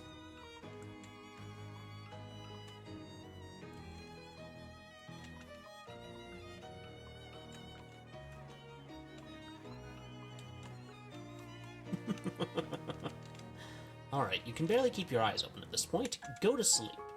Ooh, dream sequence.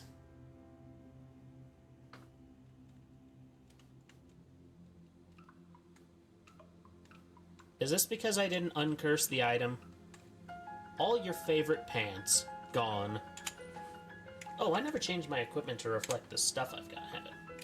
The only way to interact with your inventory during a dream is if you have convinced Freddy to hold it for you the exact moment you went to sleep. I did that, though. No, you didn't. I did. I asked Freddy to hold the... You don't even know Freddy. Fine, you caught me. It's Jeff, the kid who used to bully you in 3rd grade. Make amends.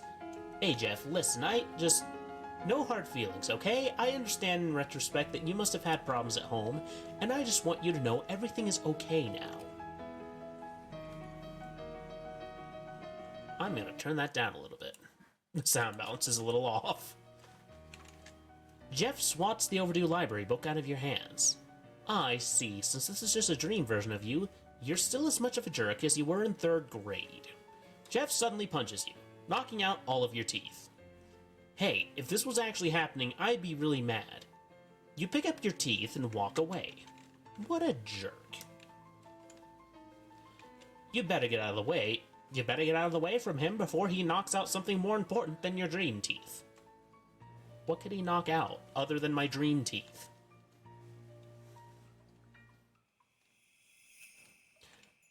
It's that creepy Crimbo lady from the refrigerator factory, now in literal nightmare form. Move past her. Excuse me, I need to get past you. Why are you in a hurry to wake up? Darling, it's Crimbo, and you should be making merry. Crimbo is still months away. Oh, but it's always Crimbo in dreams, dear. Oh. Merry Crimbo, dearie. I didn't have time to properly introduce myself before. I'm Dark Noel. In an evocation as goofy as her name, she curtsies. Dark Noel, eh? You're really taking this motif seriously. Right down to your weird, evil-looking Crimbo hat. Her smile falters a little. Evil-looking? I told you at the refrigerator factory it's just a... Wait. She points at the weird device she's holding at her hat. It starts beeping in a fast, irregular pattern. You're telling me that you can see the... special Crimbo magic with your eyes? Yes, if that's what it is. This is decidedly unfestive news. I'd better talk to the president. I want to talk to Calvin Coolidge about your Crimbo hat? I want to talk to the real president about you. I see. Yes, that's the problem, dear, and I'll see you soon with the solution. She scowls and jumps off the edge of whatever this is you're standing on. This won't end well for her. The bookshelf is not behaving the way bookshelves do when you're awake. Take a closer look. You grab a book at random and the bookshelf puffs out of existence. You got an item. The Melting Mind. Anything else to grab from here? A doorway back to the waking world. Step through.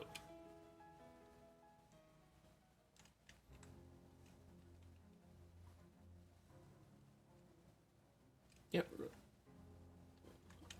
Alarmingly, a man in an expensive suit is standing at the foot of your bed.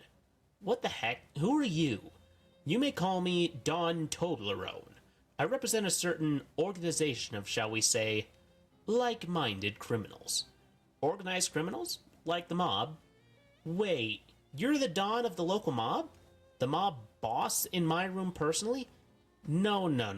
I'm not the Don. That's merely my nomenclature.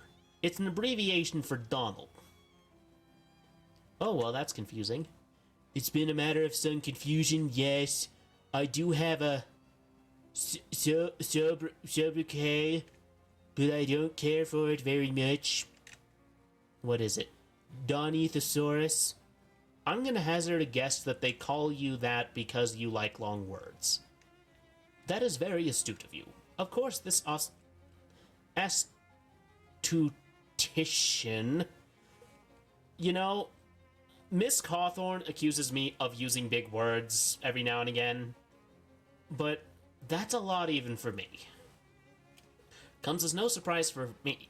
My associators tell me you handled yourself well during the conflagration at the refrigerator manufactorium. Well, anyone who's played Warhammer 40k will probably be very familiar with how this works. Do you actually own a thesaurus?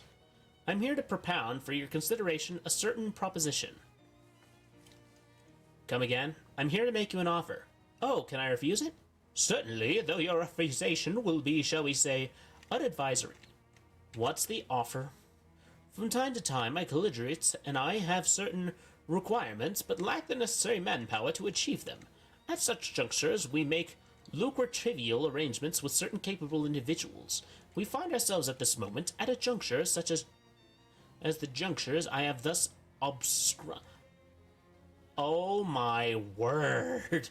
I get it's this guy's shtick, but dear lord, get to the point.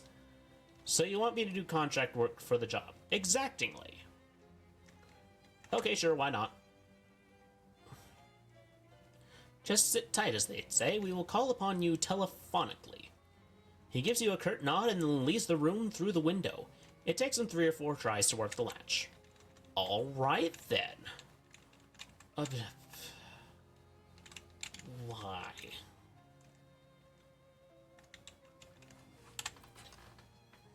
Okay, maintenance overalls. +3 maximate speed, ciabatta's pants. A single shoe. Nelson the fish, Bob the turtle. Style sunglasses, protect car pressure, birds, cufflinks.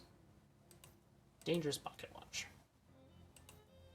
Barbecue's tongue, chef's hat. Burnt chef's hat. Oh, this one offers more. Hey there, Calvin, how'd you sleep? Fine until a mob guy crawled in my bedroom window. Oh yeah, that window is pretty lousy. Anyway, the next antique I need you to find is a compass. The directions kind, not the circles kind. The Detectotron says it's out near Crystal Dream Lake. I don't know where that is, but I bet it's too far to walk. Do we have a car I can borrow? No, but I have something even better than that. 2 cars? A bus pass. The bus again. You know that they stopped, like, what, 3 miles short? The stop out front is your gateway to a whole wide world of adventure. Swell, thanks. Where do I go when I get there? Unfortunately, I couldn't get a more specific reading than near the lake. Something about the place is making instruments go all screwy. Here, take this map. Crystal Dream Lake postcard. Crystal Dream Lake Lighthouse. This is a postcard. It has a map of the lake on it. It has a picture of the lake on it. Yeah, that's what a map is. A picture of a place. I can't argue that, but she's not wrong, but she's also not right.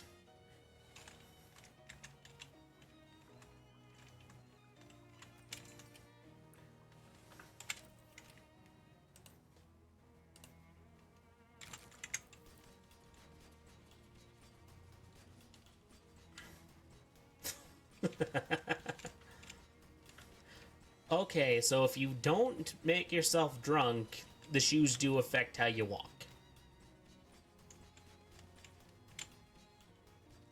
So where's this bus stop she's talking about? I'm not seeing it anywhere.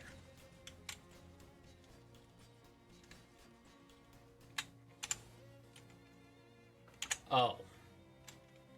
That's how. Chapter 2. The Spooky Forest. Ooh, I really like the sound on this one. It's a lot quieter, though, so probably a good idea to amp the volume up a bit. As well as maybe amp my volume up a little bit.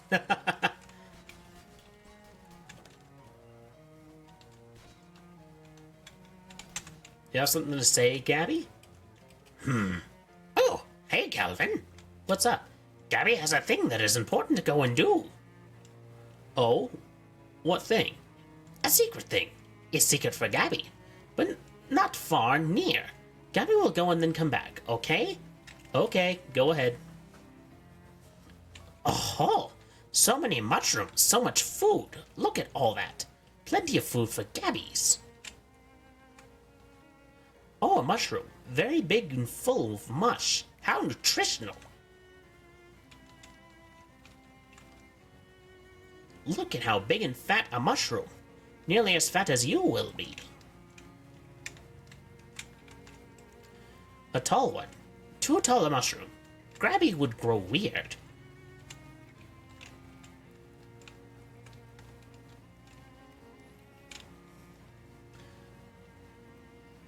Oh, look! A mushroom so fat with vitamins and juices. Eat. This mushroom is so complicated. Blah. A perfect mushroom for to get so big and strong. This mushroom cannot talk, but if maybe could, it would say, I am so good for a growing goblin, probably. Gabby's maximum HP increased by 5. A steaming crack with warmth and moist. This is perfect to grow, and therefore popping. Now. Did Gabby just die? Time has passed, but not much. You grew very fast. Haha. First spore to grow up big and with strength. You get to be the new Gabby now. I will be so good at that.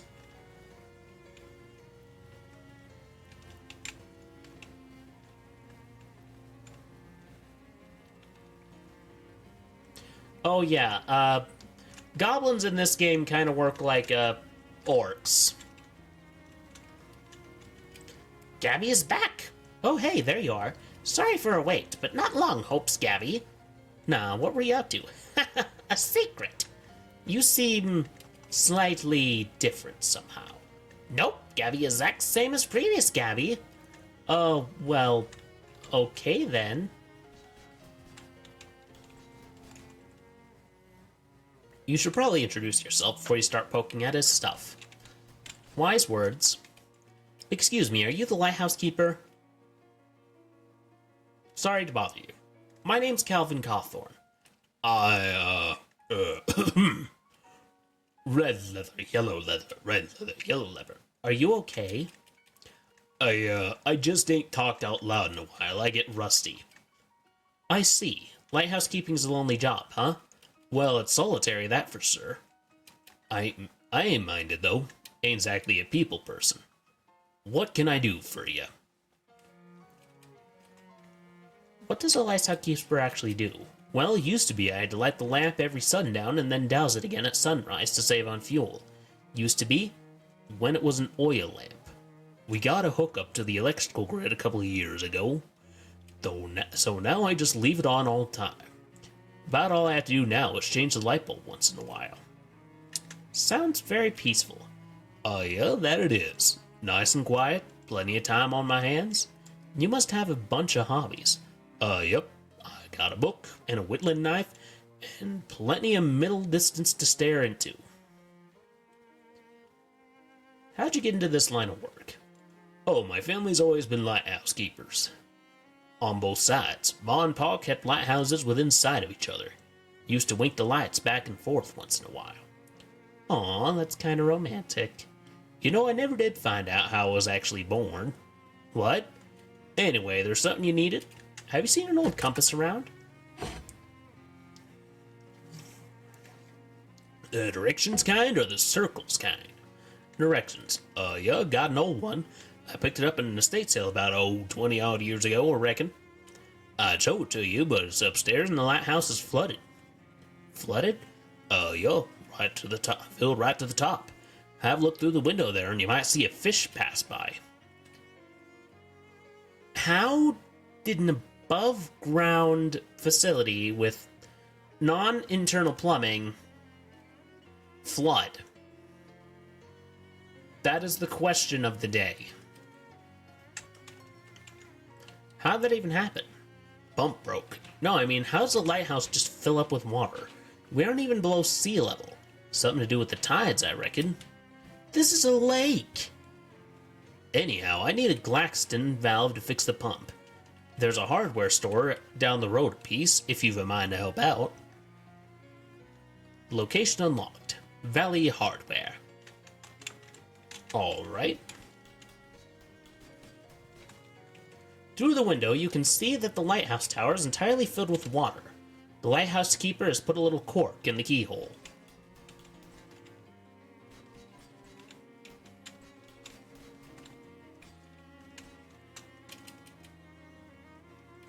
War and Peace, huh? That's a hefty one. Mind the bookmark now. Course, looked like you just started. Been reading it about 5.5 years. Your bookmark's still on chapter 1. I just about got up to the last sentence of it. I've been reading one word every day. War and Peace is almost 600,000 words long. Yeah, don't tell me how it ends. I won't.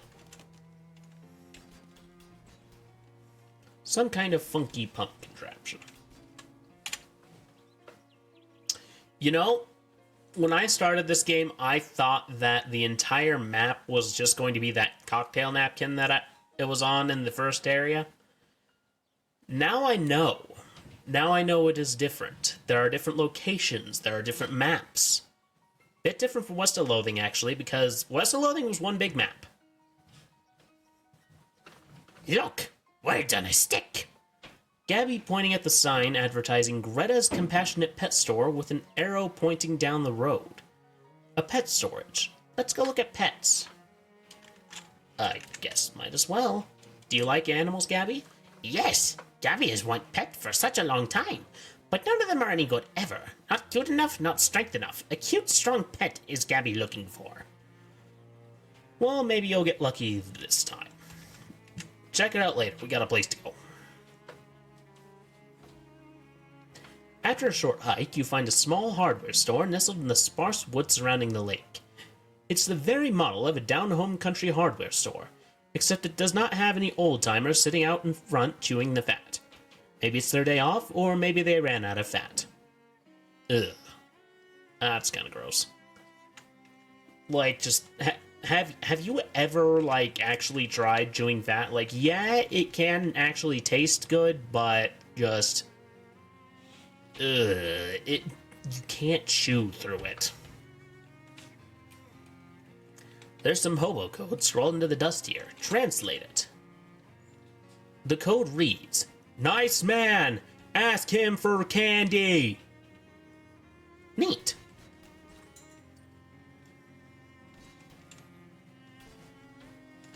The barrel has a joke price tag on it, 10,000 neat. A barrel of rusty nuts and bolts, in case you want to buy some garbage, I guess. Paints in all of this season's trendiest patented colors, such as Huckleberry Scarlet, Pickle Lilac, and White Green. Those sound like very 70s colors. You don't understand the purpose of any of these tools. The shelf is labeled ineffective. The proprietor, you presume? You're the proprietor, I presume? Yo, welcome to Valley Hardware, best hardware store in Crystal Dream Valley. Why is that? 'Cause it's the only hardware store in Crystal Dream Valley. Been a long time since I got to use that joke. Don't get many new customers or new jokes. What can I do for you? Ask for candy. Why, sure, here you go. He pulls out a piece of hard candy out of a jar under the counter and hands it to you. Thanks. Ask about something else. Ask about a valve. Oh, sure, what kind you need? Oh, shit, what was it?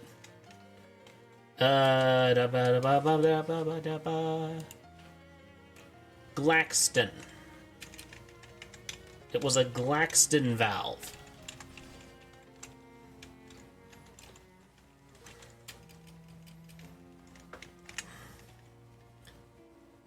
Alright, it was something else. There it is. A Glaxton valve. Claxton valve? Well, shucks, they stopped making those things nearly a decade ago. Guess there's a slight chance there's still one in the back room. Ain't been back there since termites got at the inventory. Or maybe after it got flooded. Anyway, it's real biblical style disaster back there. Here, I'll unlock the door for you so you can take a look around. If you can find a Claxton valve in that mess, you're welcome to it. I'll step in there, I guess. Oh, look! A door to the void! Nasty trash, a pile of waterlogged garbage, nasty trash. These boxes would be perfect for storing a collection of mildewed clothes. Ew. How much of a door has to be gone before it doesn't count as a door anymore? Valid question. I'll raise you one better. When is a door not a door? When it's ajar. The shelf is now empty, but even the emptiness is somehow dirty. Seepage has caused this concrete to become set in its ways, below its mind. I got powerful grit. It's a good thing you don't care what month it is, because this calendar is worthless. Something's wrong with this store in a way that termites and flooding doesn't readily explain.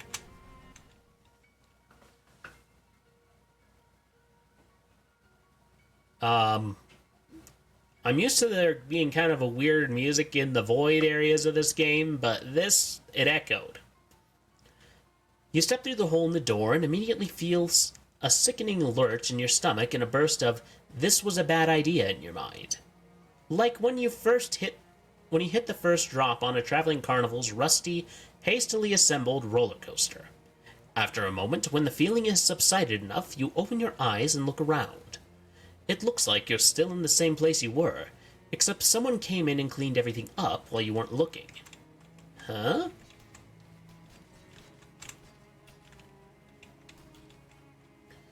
Shelves full of neatly organized hardware. That definitely hasn't been destroyed yet. Stacks of boxes neatly labeled. There's a 1917 calendar on the wall desk. It looks brand new. As you leave the storeroom, the shopkeeper spins around and you both stare at each other in surprise. You, because the shopkeeper looks quite a bit younger than he did when you went in here.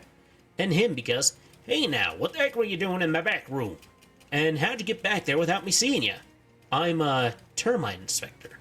I didn't call for any termite inspector. No, I do surprise inspections so the termites won't find out in advance. Well, how'd you get past me? I'm very good at my job. Huh. Well, I don't expect to find any termites. I make my own custom pesticide. Yes, it seems to be pretty effective. I might have to go back in there for a follow-up check later, though. That's fine, I suppose. Just don't move stuff around too much. I like to keep it tidy back there. No problem. Oh, do I get the Glaxton valve from him? Paints in all this season's most popular colors, such as classic white, regular gray, and ordinary black. A barrel of gleaming nuts and bolts. The sign on this barrel says not for sale. You don't understand the purpose of these tools and never will. The shelf is laden with dangerous pesticides and you're pretty sure were banned years ago. Welcome to the Valley Hardware Store, the best hardware store in Crystal Dream Valley. Why is that? Well, shucks, nobody ever asked me to justify that claim before. Is it because it's the only hardware store in the valley? Huh, that's a good one. I'll have to remember that. Is this running off of, like, Ocarina of Time windmill logic? I went back in time, caused the issue that this person's having, and it's just a repeat cycle over and over again, driving this man insane. I'd like to buy one of those new Glaxenbows. Sorry, government fell about my entire stock. What?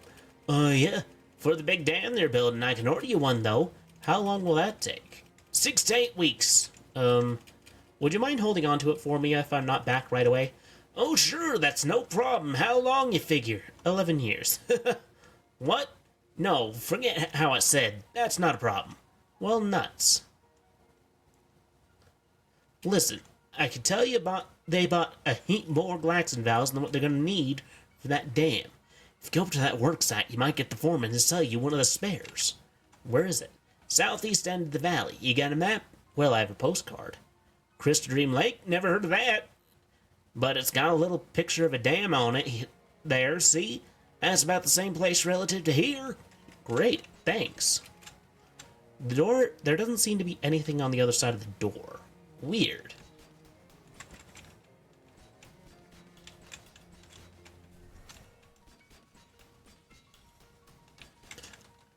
Alternate universe or time travel?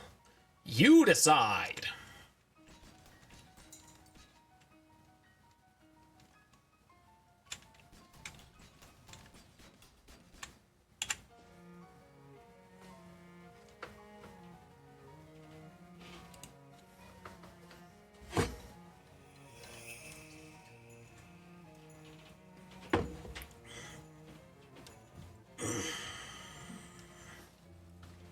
Two of those hovering shadow orbs float up to you. They look basically like the ones you saw before. That is, they look like nothing or perhaps holes in everything. But these ones move with purpose. And that purpose is menace. Two orbs squint at you. And Dark Noel's voice echoes inside your head in a way that makes your eardrums itch. Oh, that's gotta be an uncomfortable sensation. Well, well, if it isn't my favorite holiday party crasher, perhaps I need to be more explicit about the fact that you weren't invited. I don't really get the holiday thing. I like Crimbo, okay? It's my thing and I'm sticking with it. You must have had a weird childhood. That's none of your business. And neither's the rest of this investigation or whatever you think you're doing.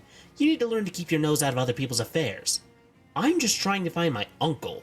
How about you keep your nose out of my affair?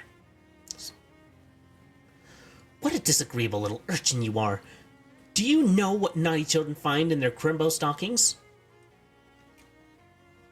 Yeah, festive cheese logs. You swirl your hands in a mystical pattern and launch the cheese logs covered in chopped almonds and napalm at the orbs. Dark Noel's screech can be heard through the explosion. Arr, that's it, you're on the very naughty list now. Next time we meet, I'm really going to deck your halls. The black orbs vanish in little puffs of smoke. Fa la la la la, jerk.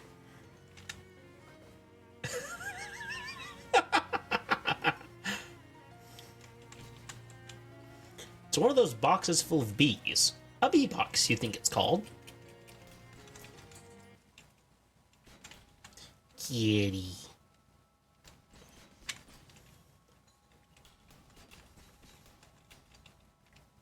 Good fronds are hard to find.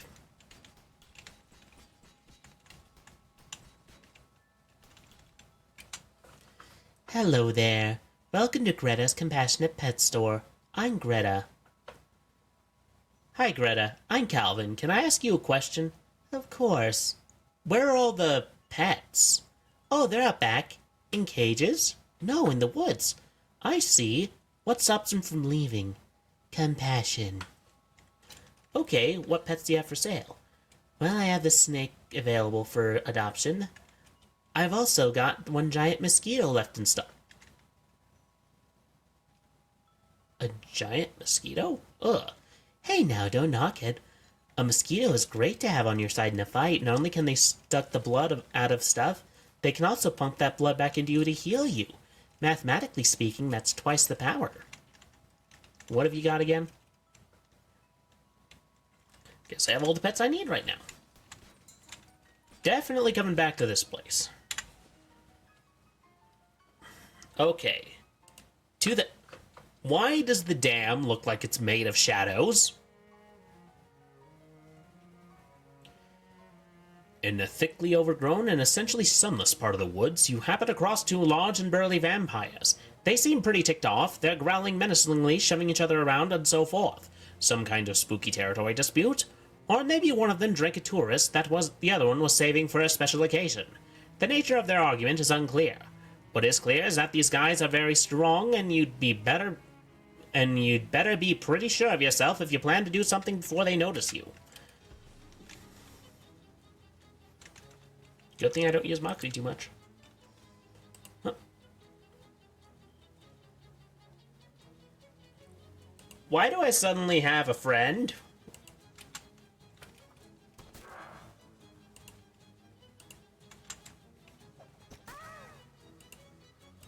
Hot damage is probably pretty effective against them. Ooh, I was absolutely correct. Flap slap.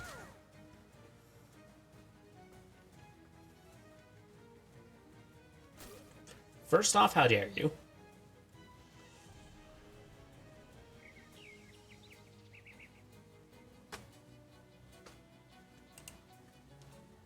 Okay, I'm gonna hypnotize you because... Oh, does it not work on them? Zim zam fida.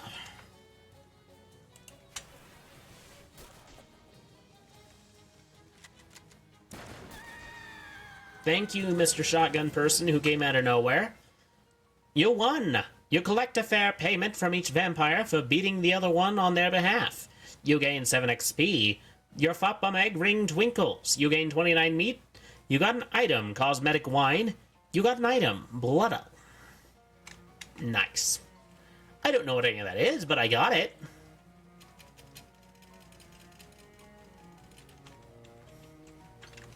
This, what do you call it, dam, is huge. There's a lot of lake water in this pipe. Go fishing!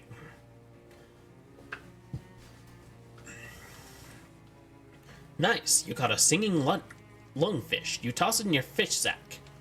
You got a fish in a sack.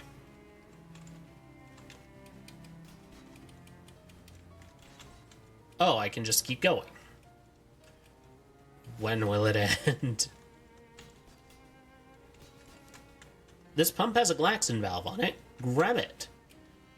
The valve is held in place by decades of corrosion. Even if you could detach it, it'd get wrecked in the process. The drain pipe has some nasty goo coming out of it.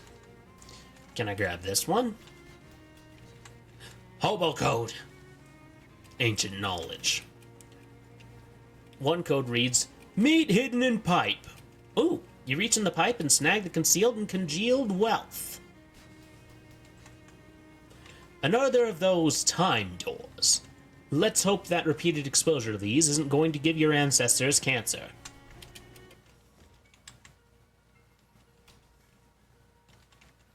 A door is being delivered. A crate labeled pipe shoes. See what's inside. Huh, this is probably not what they meant to order.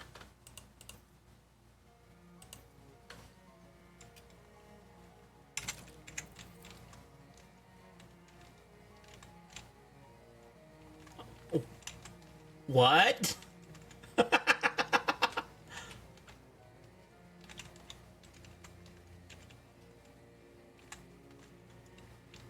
Some careless dam worker abandoned a toolbox here. Their loss is my gain. You gained a sharpening stone and 11-in-1 oil. 11-in-1? I guess it stands to reason that a structure this big would need more than one truck's worth of concrete. This one is empty. This truck is even heavier than a regular truck. Nah, you don't want to get your hooks up. I said fish.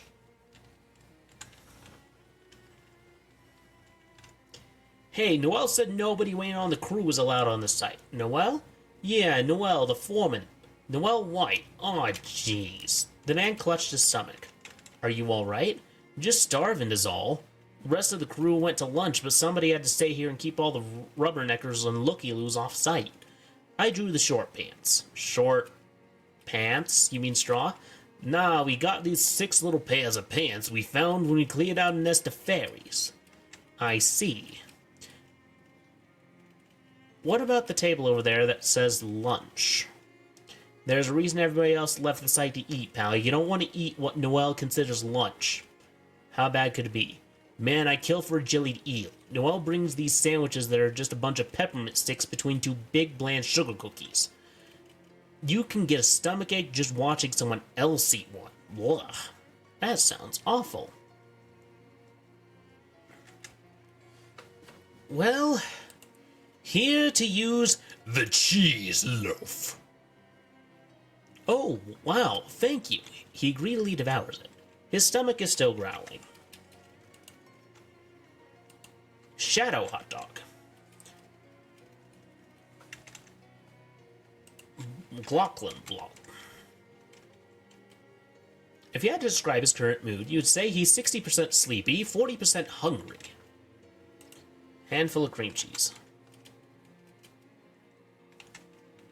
Cookie.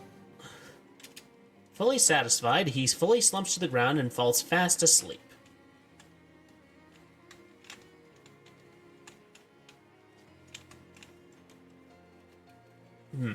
The sign says lunch, but what's on the table isn't identifiable as anything you'd want to eat. Claxman screws, Grafton nuts, Daxton shapes, Waxman discs, Braxton cords, Frampton picks, Glaxton valves. Grab one. There's only one left. Good thing you got here when you did. The brick outhouse is extremely well constructed. Step inside. A workman-like toilet for workman-like workmen.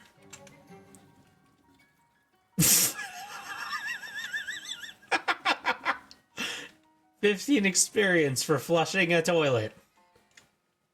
That is how you level up, kids. You flush all the toilets in the video game.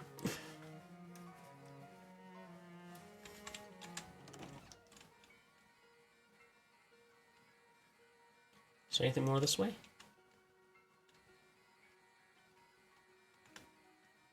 Alright, keep rolling.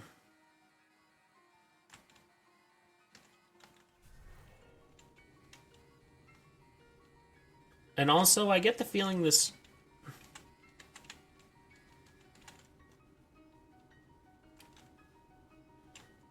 You've gone through too much for the stupid valve just to give it to the government.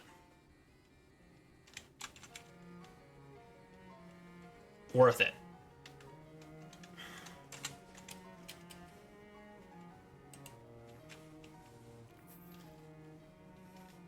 Calvin, look what Gabby has found!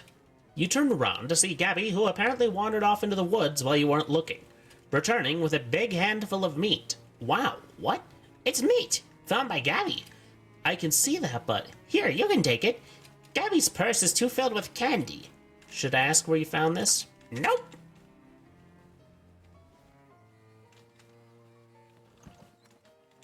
Oh, you got a thing? What were you writing in that little notebook, Gabby? Tacticals, look! Gabby holds the notebook up. She marked the page with a little grid and little X's and O's and arrows pointing this way and that. Gabby's been keeping track on which moves work best for a fight. Jeez, you're getting good at this stuff. Maybe you should be the one giving fight orders. Nix. That's your job. Gabby is focusing on Gabby fight stuff, and unconcerned with bigger photograph. Gabby's mysticality increases by 1. And now I need the pump. Fortunately, the place where it slots in is clearly labeled.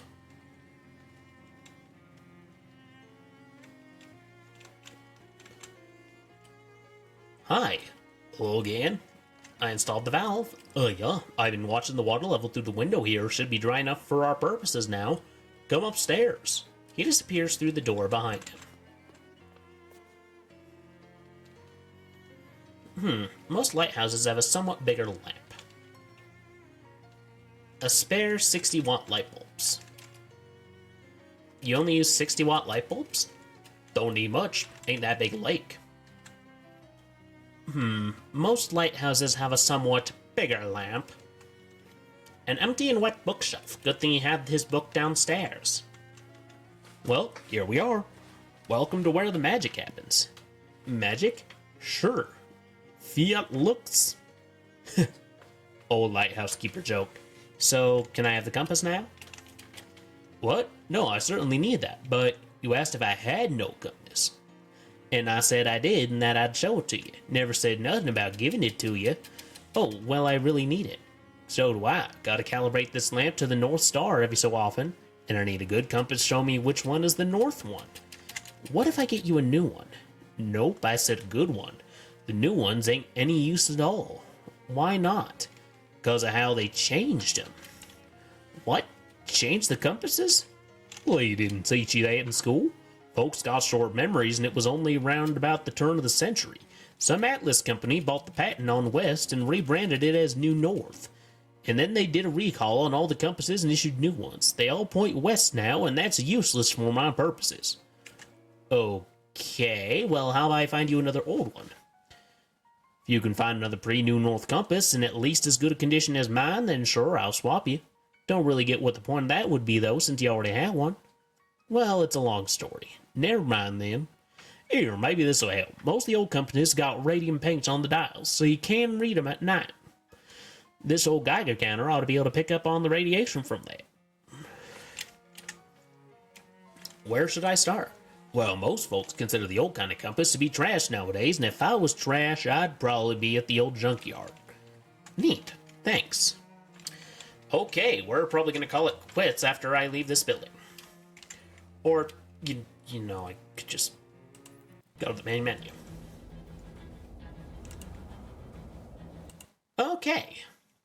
And with that, we will be returning to the office. Give it a minute. There we go. So, I think that was a very productive stream as far as things go. It's a good thing it asked me and confirmed because I was closing out my timers, not OBS. So, I hope you all had fun this time around. I certainly did. And I am also going to find someone for us to raid. And please keep an eye out on Friday. Lucas, Sorian, and I are going to be collabing again, and we will be looking for... Well, we're going to be trying to get to Arno Londo in Dark Souls. Hopefully we'll actually reach it this time, because Sen's Fortress is very unpleasant. And as far as who we're raiding, Mort the Macabre is on, so we're going to be raiding them. I hope you all enjoyed this little bonus stream we had, and I will see you in a couple of days. I'm assuming no one's probably going to want to... What the heck is going on? I just noticed some weird stuff in the corner. Anyway. I hope you all had fun, and hopefully this next time, the text-to-speech bird is working again. Alright. Have a good evening.